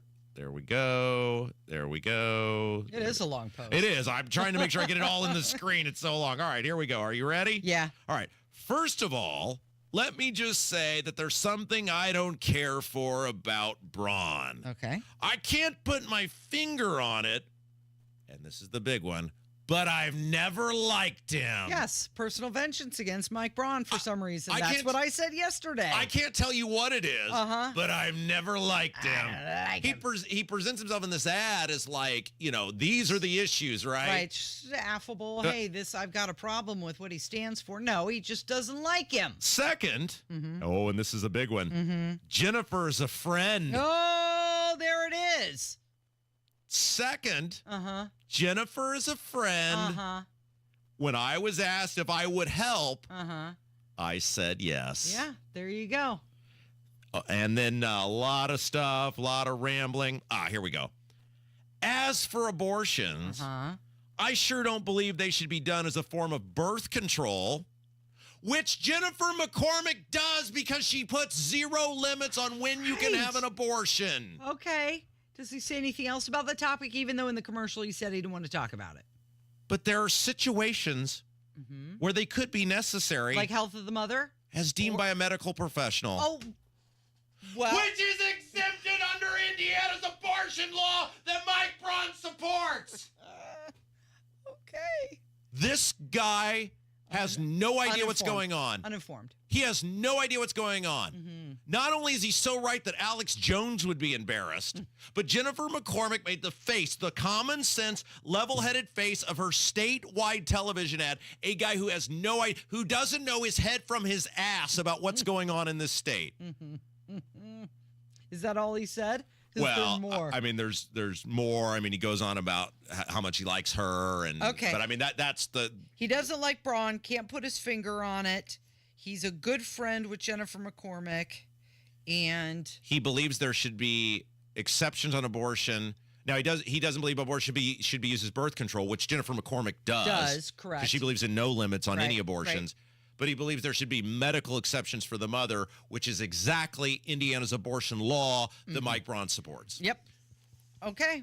So there you go. That's Walter. That's the level-headed, common-sense Republican who thinks Micah Beckwith and Mike Braun are too extreme, but he agrees with them on basically everything. He was just doing it because she's a friend. That's it. I mean, that's it. God bless you, Walter. I'm so glad you either know nothing about technology or Jennifer McCormick was too stupid and lazy to get you to scrub your social media. But here's the thing. He's going to go vote, Rob. Sure he is.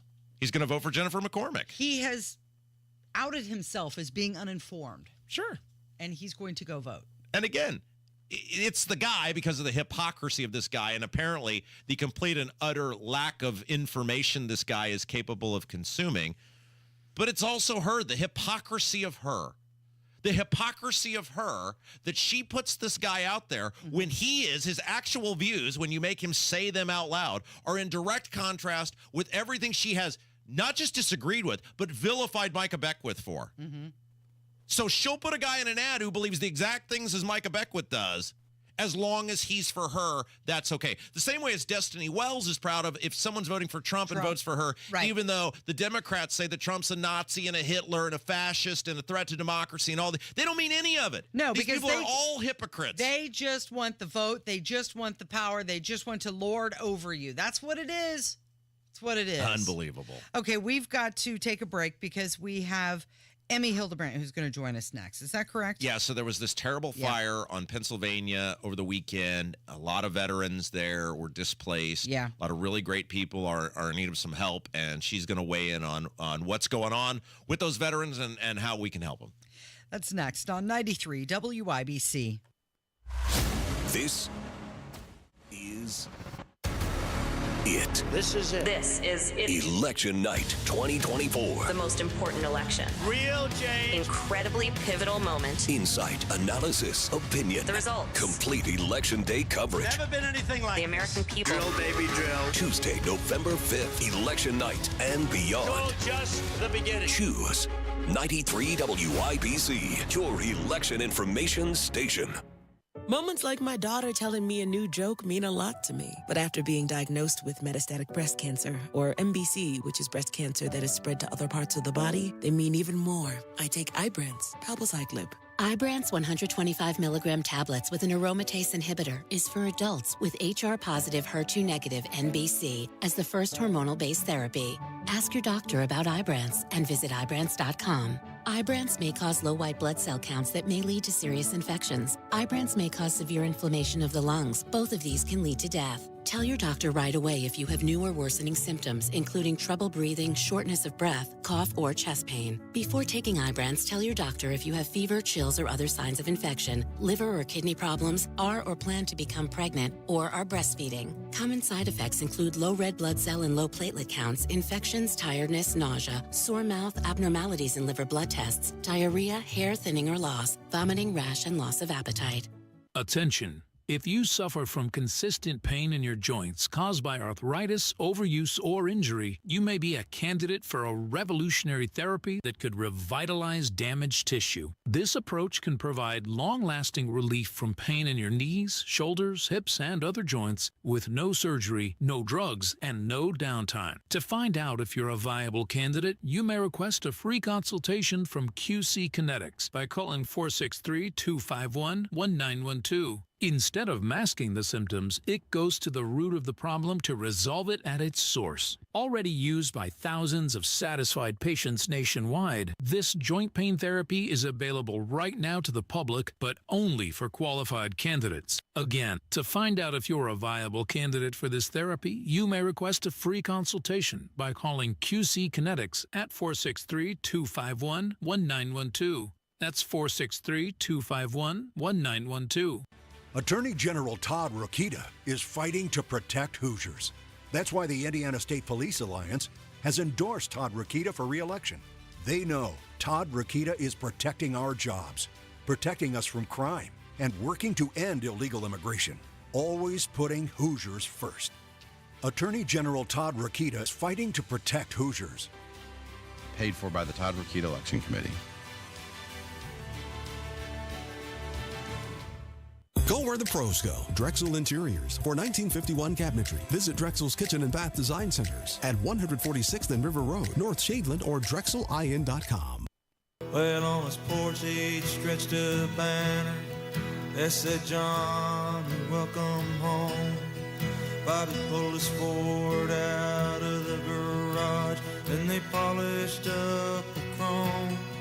This Kendall Casey show, and Rob Casey's here. And you know, Casey, one of the things we didn't really touch on or haven't touched on this week, I know several other shows have, and our news certainly has, is that massive fire that took place on Pennsylvania at that house where all of those veterans were living. Yeah, the fire started Saturday night at the Helping Veterans and Families Veterans Service Organization. Also, it's a homeless veterans shelter. And that fire, Rob, has now been ruled accidental. Yeah, and obviously, you mentioned Helping Veterans and Families is the organization that houses those veterans there. And you may recall last year I was involved with them. We did that big Breeders' Cup Challenge. We raised all sorts of money for them. They do tremendous work. And now the reality is you got a whole bunch of veterans that have been displaced because of this. And a lot of people are now stepping up. I saw Pat McAfee is getting involved, various other charity organizations. And joining us now on the WIBC hotline is Emmy Hildebrand, who kind of helps run the show over there at Helping Veterans and Families. Emmy, how are you doing? It's been a long few days, but I think, we're starting to figure out what the future is going to look like. I heard you on with Hammer and Nigel the other day, and you told that story, and maybe you can just kind of tell it, because I think people need to understand the real-world impact of this, how big this fire actually was. You said, hey, you got called, and you're driving to the scene thinking, maybe it's a kitchen fire or whatever, and you described seeing the smoke from the highway. Can you tell that story again? Because I think that's just incredible. Yeah, absolutely. A good friend of mine sent me a text just about 10 o'clock and said, hey, I think your building's on fire. And, to be honest, we have veterans occasionally burn something in the oven or, on the stovetop, and it'll set off the sprinklers, and it requires a response. And that's what I thought it was. I was like, I'm going to head there. check it out. So I live just south of downtown, and I take 65 north up to the Pennsylvania Street exit. And I was probably about even with Michigan Street or so, and I could see a huge plume of smoke. And it just really hit me like, this is not going to be good. I got off on Pennsylvania, came down, and the street was already blocked there at 10th and Penn with fire trucks, multiple ladder trucks pouring water down on the fire. It was a pretty surreal scene. When I got there, our on-call social worker, Lucy, had gotten several calls from veterans in the building, and she was there on the corner, and together we started gathering veterans, making sure they were checking in with the fire department. They were working on a list of names and phone numbers, and then we tried to move them to the parking lot because the smoke was just overwhelming. Yeah, I saw that the fire actually started in the attic, and you're describing it as quite a large fire. 35 different Indianapolis Fire Department units were called to handle that. It seems like they finally got it under control around 1 a.m.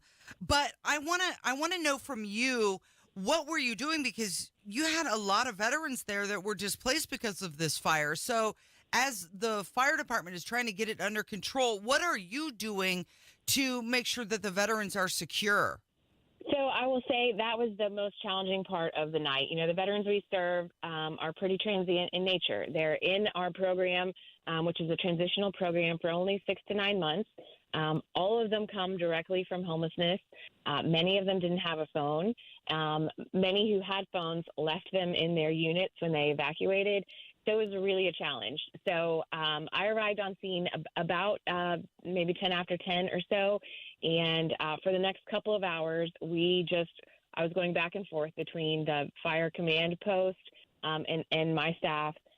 We had, the housing roster, thank goodness for, OneDrive and all that, because we were able to access our housing roster and all of our records, and we were calling and searching. Towards the beginning of the night, we only had accountability for about half of the people that lived there, and that's a pretty sickening feeling. We kept at it, kept calling people. Indigo sent 2 buses so we could get veterans out of the cold. So we were, moving them all to the buses and checking in there like, hey, did you see your neighbor? Hey, did you see this person? So by the time I went home around 3:30 a.m., we were down to 5 veterans that we could not find, and our team just kept at it. And so I think it was Sunday around 3 p.m. we located the last one, and I think, all of HVAF breathed a collective sigh of relief. Emmy Hildebrand is our guest. She's the CEO of Helping Veterans and Families. We're talking about that massive fire on Pennsylvania where all those veterans were being housed and the recovery efforts and what we can do to help. So obviously you're hoping and assuming insurance will take care of the building, et cetera. But in the meantime, we got to take care of these veterans. So what are you kind of asking people to do, hoping they'll help out with?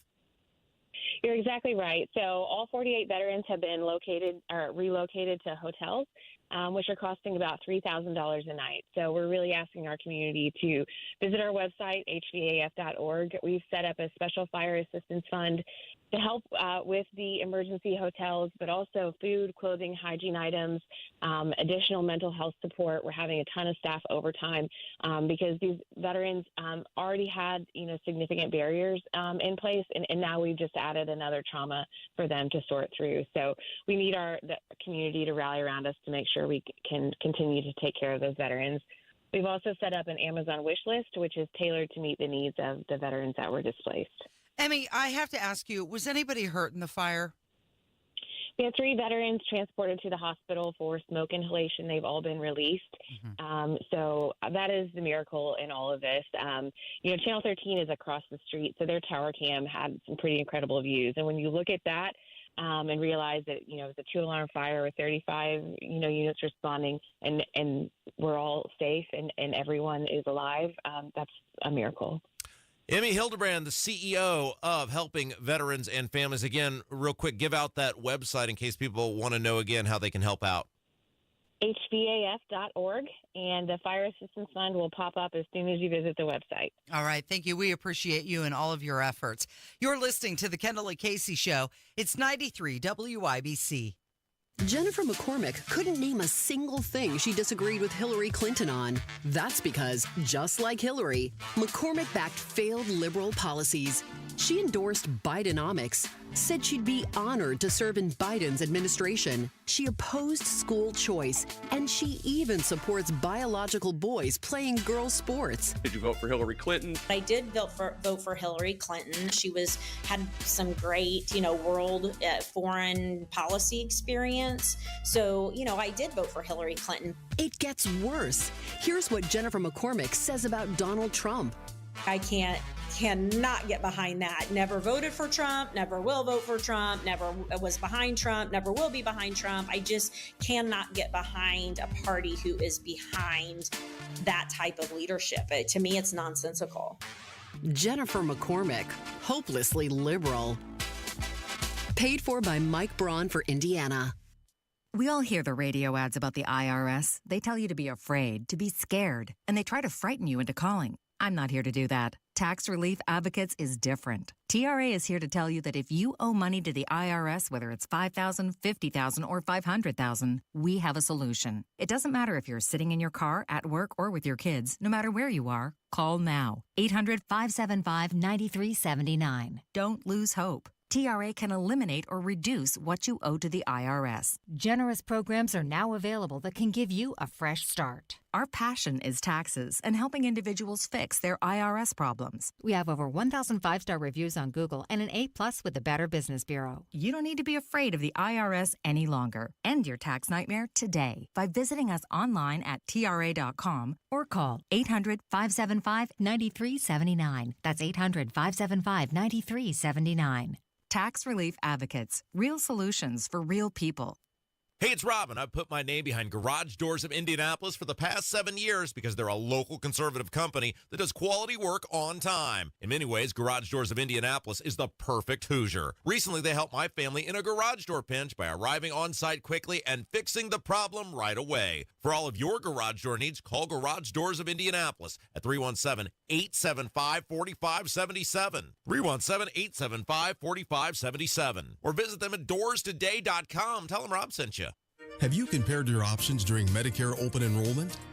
Plans change each year, and so can your health. That's why it's so important to compare this year and make sure your drugs are covered.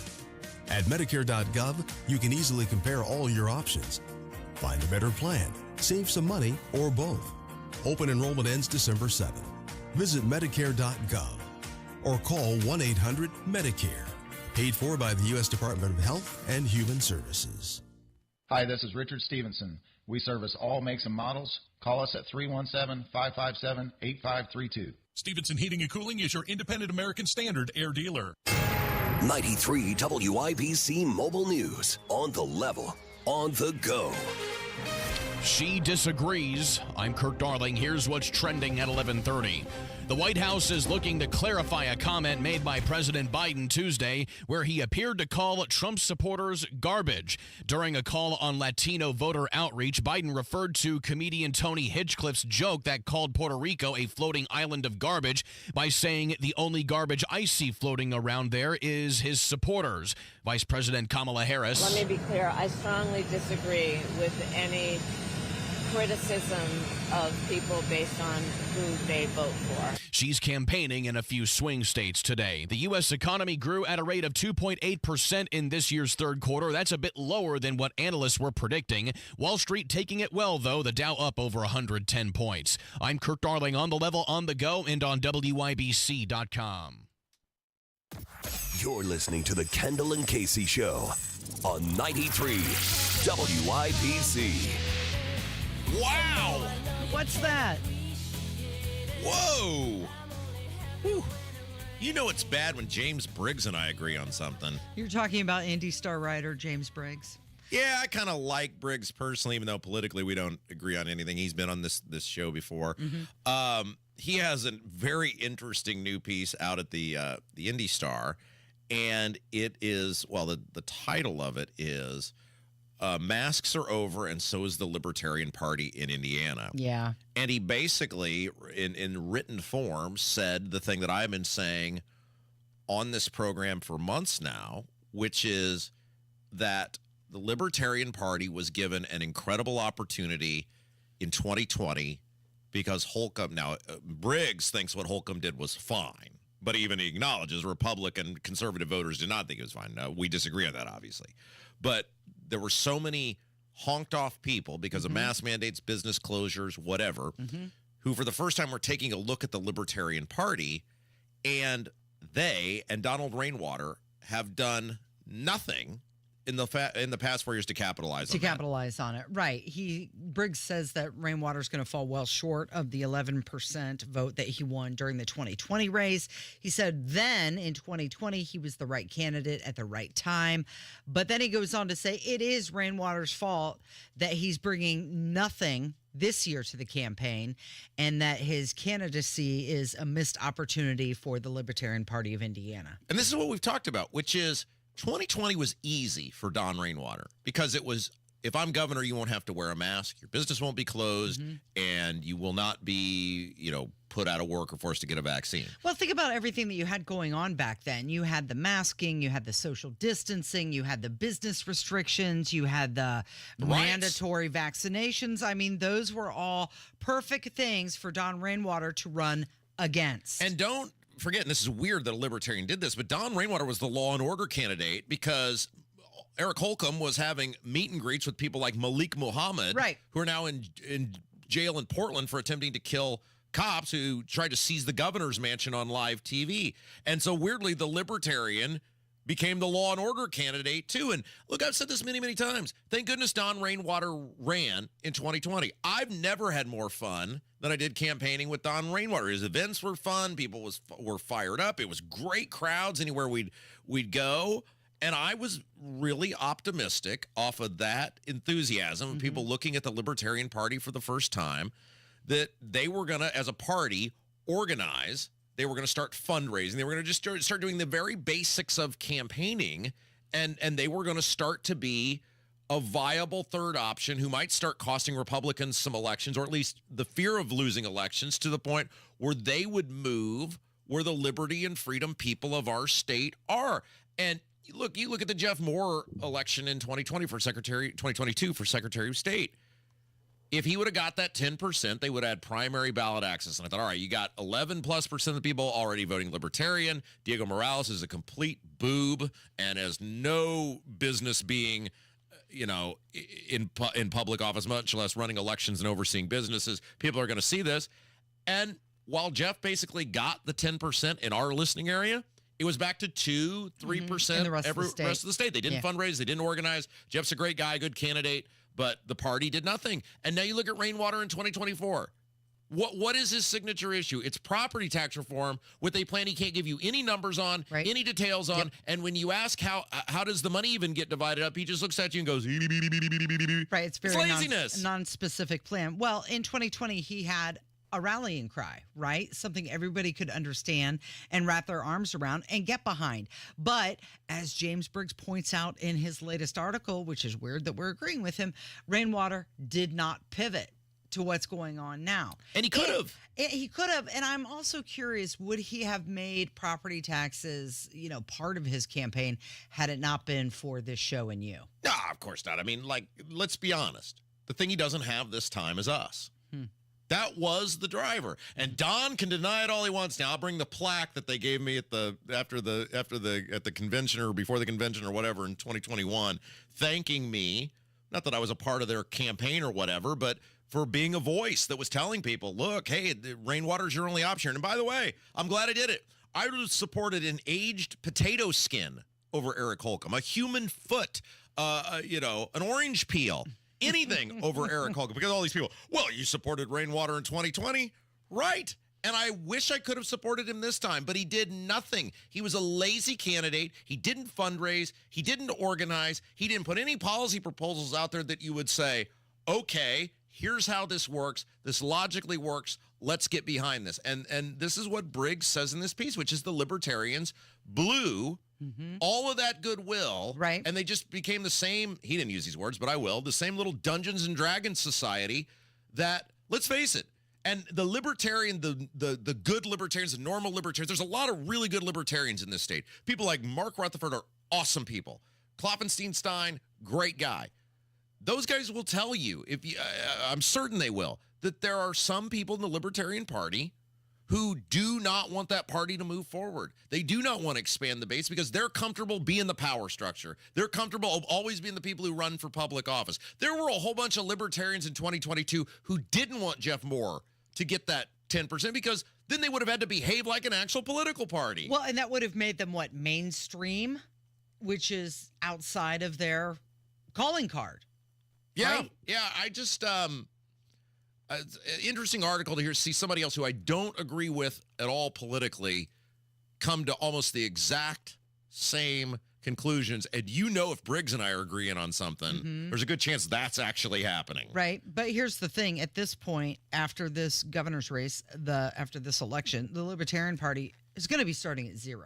Sure. In Indiana. Sure. And that's too bad because the Libertarian Party should have been, especially after 2020, should have been the catalyst to start holding Republicans accountable as they built their name brand, as they built their ideas, they started filling out election ballots across.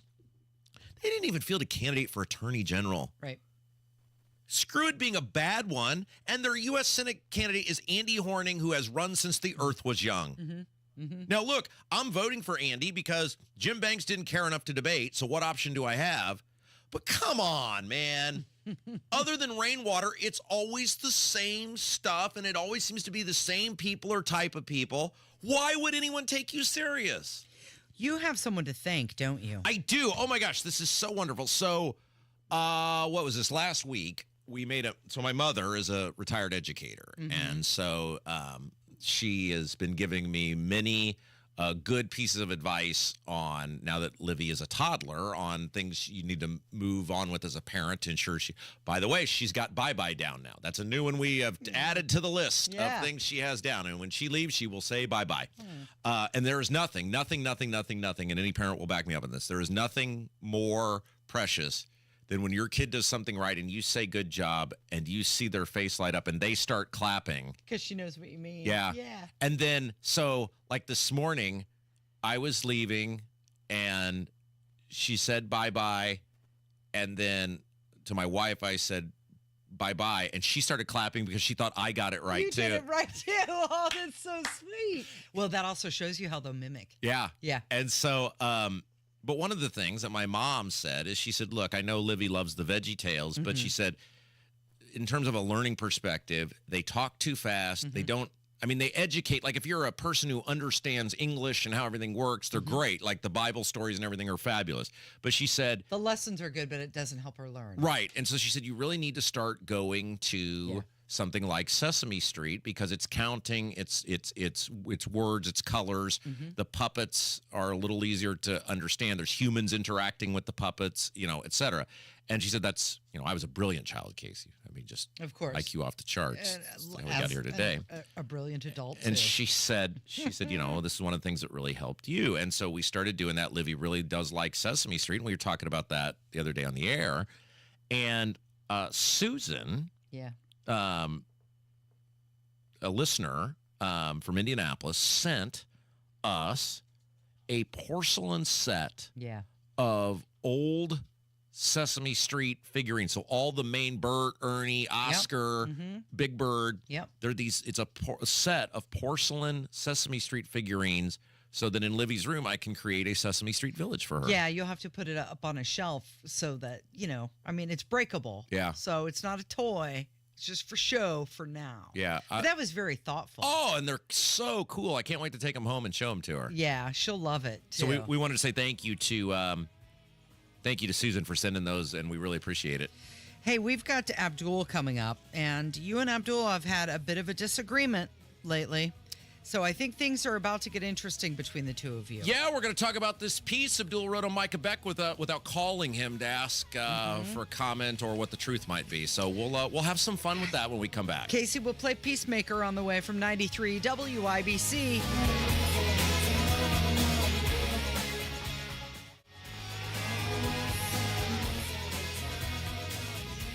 3:06. That's when we start We're the Hammer and Nigel show.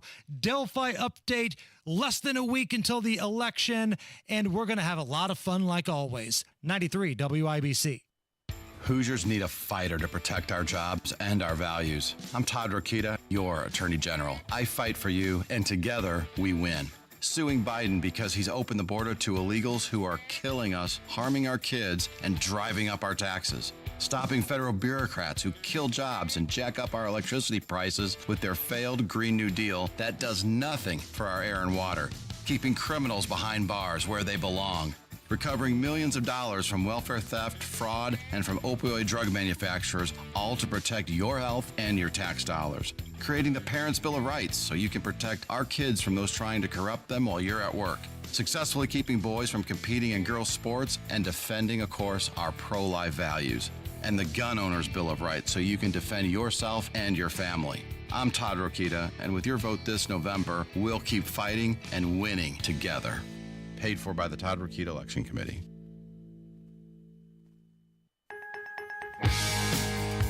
Those who don't have 20/20 vision usually do something about it.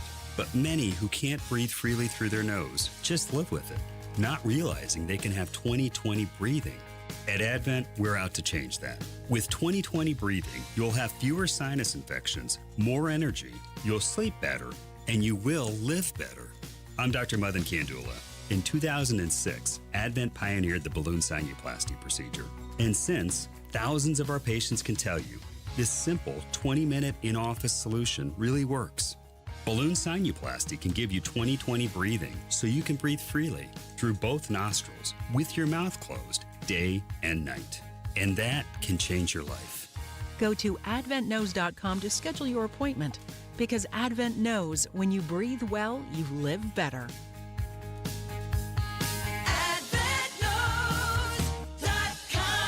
Results may vary.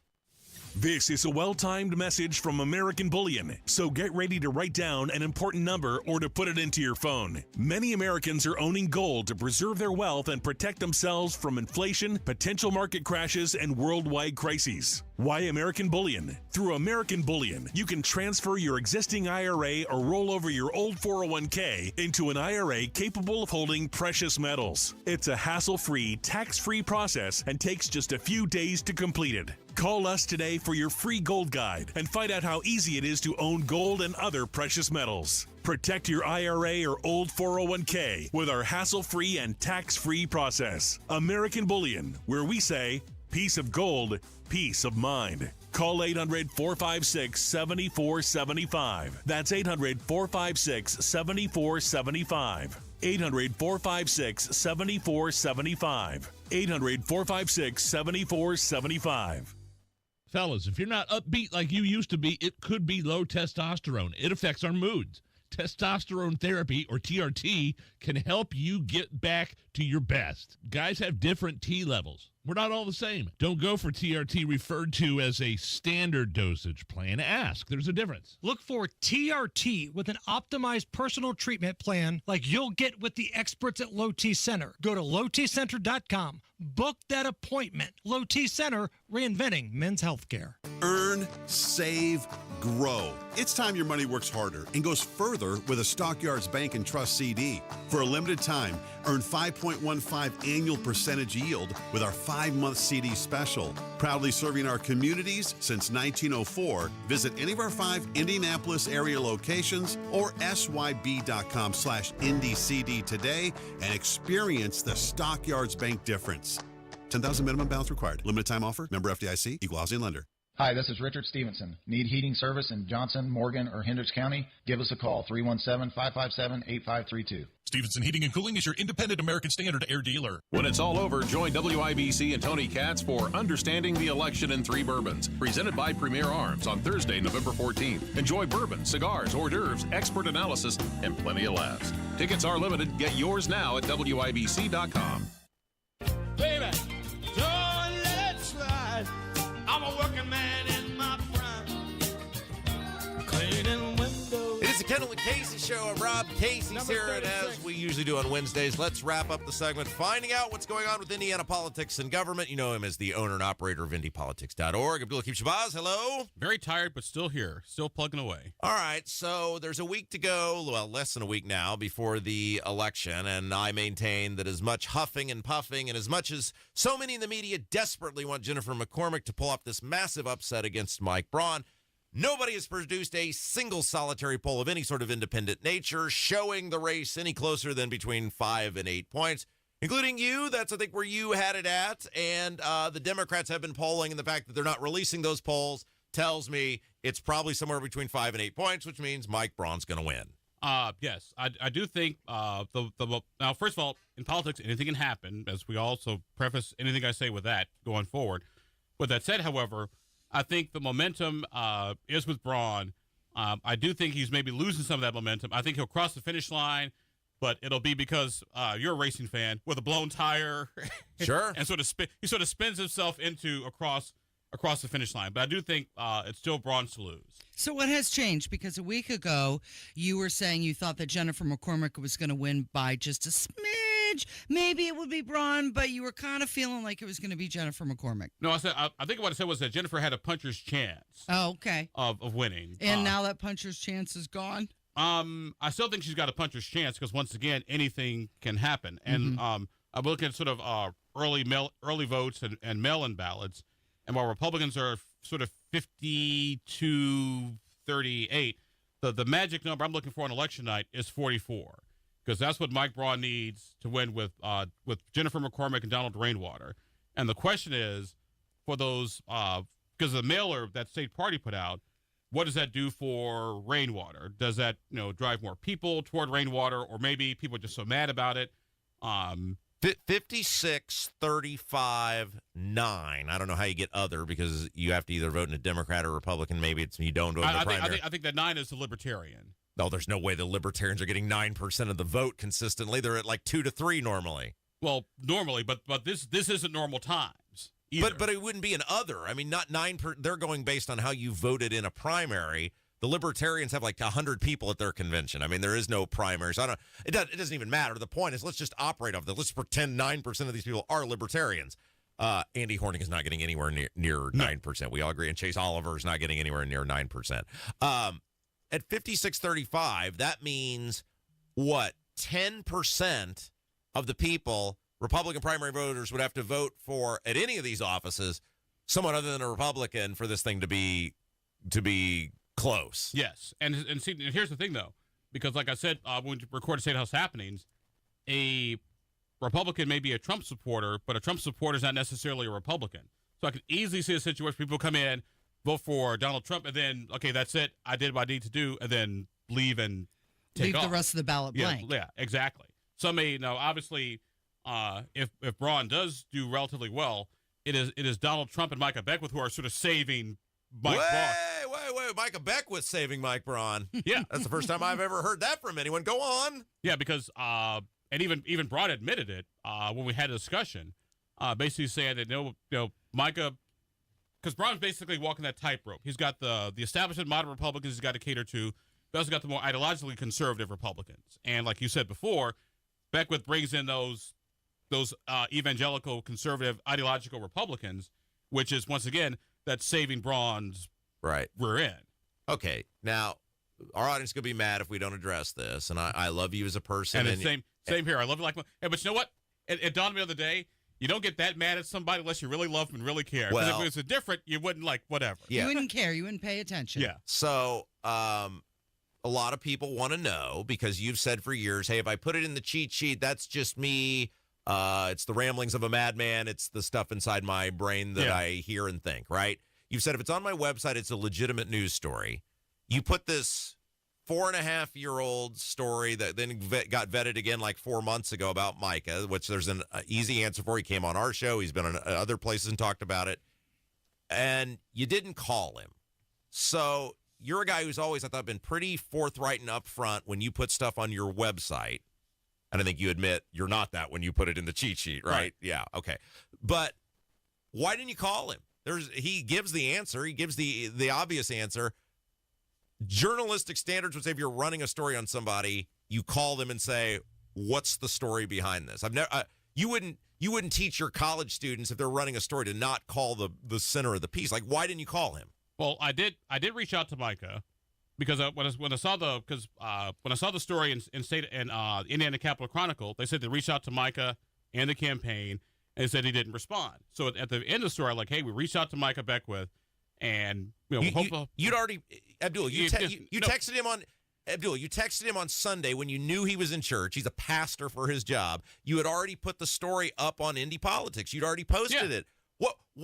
But why would you not wait to post a story until I have communicated with this person? No, because that's not the way I operate. What I do is it shows up in the cheat sheet, shows up in Indy Politics, and then we do the interview, and then it's up on WIBC Radio. Abdul, what journalism school in the entire world would say, run a story without talking to the focus of the story? Come on. I'm not a pure journalist. I've said that before. But that's not what you've said. You've said if it's on my website, it's in the legitimate news guy capacity. You're presenting it as legitimate news. What legitimate journalist would not interview the subject of the thing you're writing about, especially when it's a 4.5-year-old story? Actually, it's a 12-year-old story, but it was vetted 4.5 years ago when he ran for Congress. The Star vetted it 4 months ago. I know you have all sorts of friends at the Star, and you chose to print the story without talking to the guy. That's crappy journalism, Abdul, and I've never seen you do that before, other than to Micah Beckwith. Then we'll just have to agree to disagree. Who have you done that to before, where you've run a story, who you have contact with the person, you have a working relationship with the person, and you haven't reached out to them before printing a story?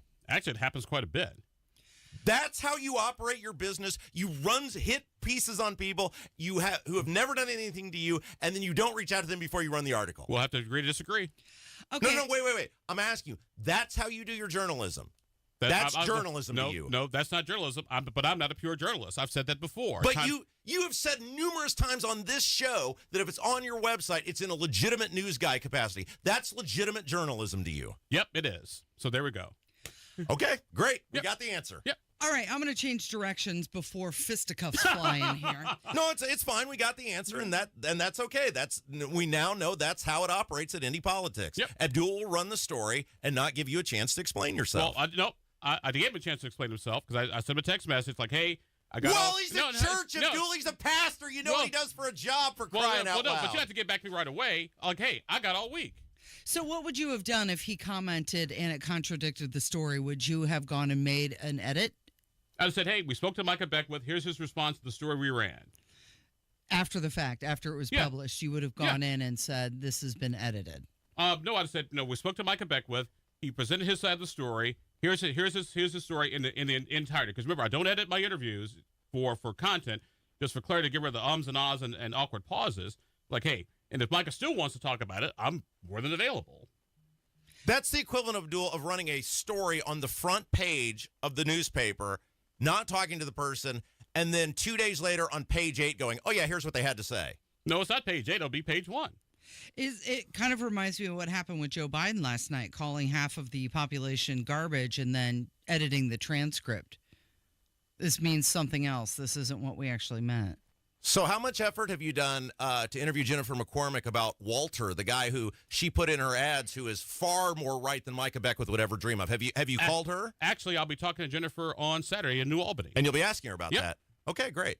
All right. So, hey, look, the thing I love about you is you're always pretty straightforward. I think that's amazing that you run stories without talking to the people that are the center of the story, but it is your website and you can run it however you want. And that's the thing I love about you is you're very direct about it. And by the way, I did the same checking on Terry Gooden. All I found was his divorce that was out there, and also did the same thing on the Libertarian woman, and there was nothing on her. So one other question before I let you go with this. How did you, the most connected man in Indiana politics and government, not know this story that every other person I've come in contact with knew about? The Democrats have had this forever. The Star, who hates this guy, had this forever. All of them looked into it and said, yeah, his story checks out. There's nothing there. How did you not know about it? I got other stuff to do. Okay, very good. Well, that's all for me. I have no further questions. Okay, so you were reporting on the Senate debate last night. Any final thoughts about what happened there? Other than Jim Banks didn't show up. I go to this stuff so you don't have to, and I could have probably stayed at home and watched Abbott Elementary. You would have saved more time. Okay, and one other question that I have for you. You had posted about the judges, and your response was to not retain any of the judges that are on the ballot. No. Actually, I believe the judges should be retained. Oh, okay. Yeah, my wife had asked me about the judges, like who should I?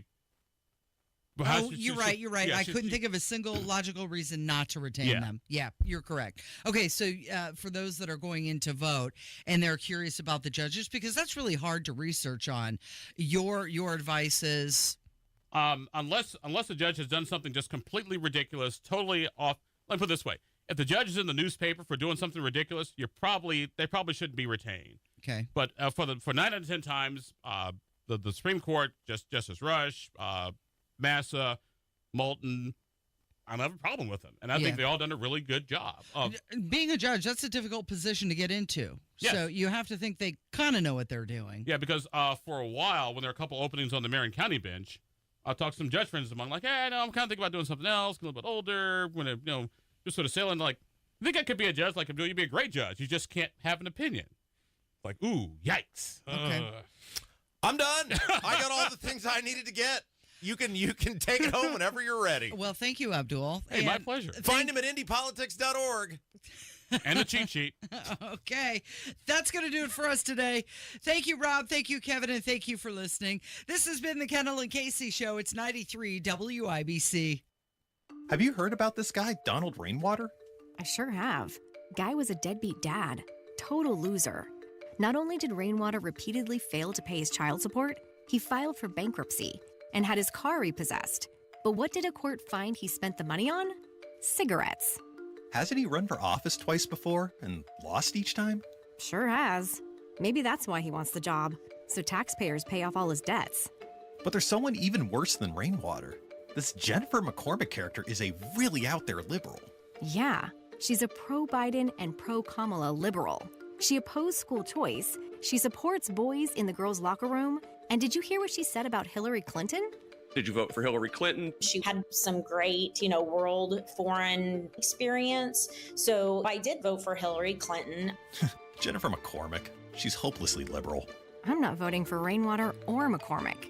They're both losers in my book. Paid for by Indiana Republican State Committee, Inc.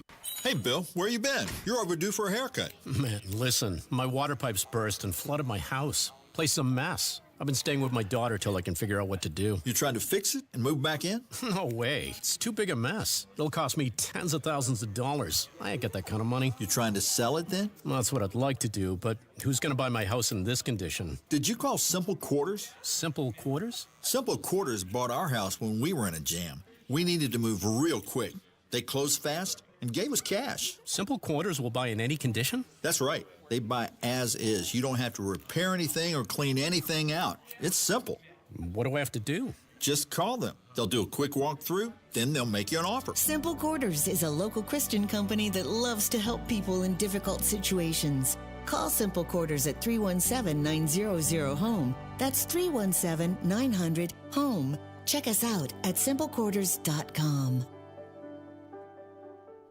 Moments like making my kids my famous meatballs mean a lot to me. But after being diagnosed with metastatic breast cancer, or MBC, which is breast cancer that has spread to other parts of the body, they mean even more. I take Ibrance, palbociclib. Ibrance 125 milligram tablets with an aromatase inhibitor is for adults with HR-positive, HER2-negative MBC as the first hormonal-based therapy. Ask your doctor about Ibrance and visit Ibrance.com. Ibrance may cause low white blood cell counts that may lead to serious infections. Ibrance may cause severe inflammation of the lungs. Both of these can lead to death. Tell your doctor right away if you have new or worsening symptoms, including trouble breathing, shortness of breath, cough, or chest pain. Before taking Ibrance, tell your doctor if you have fever, chills, or other signs of infection, liver or kidney problems, are or plan to become pregnant, or are breastfeeding. Common side effects include low red blood cell and low platelet counts, infections, tiredness, nausea, sore mouth, abnormalities in liver blood tests, diarrhea, hair thinning or loss, vomiting, rash, and loss of appetite.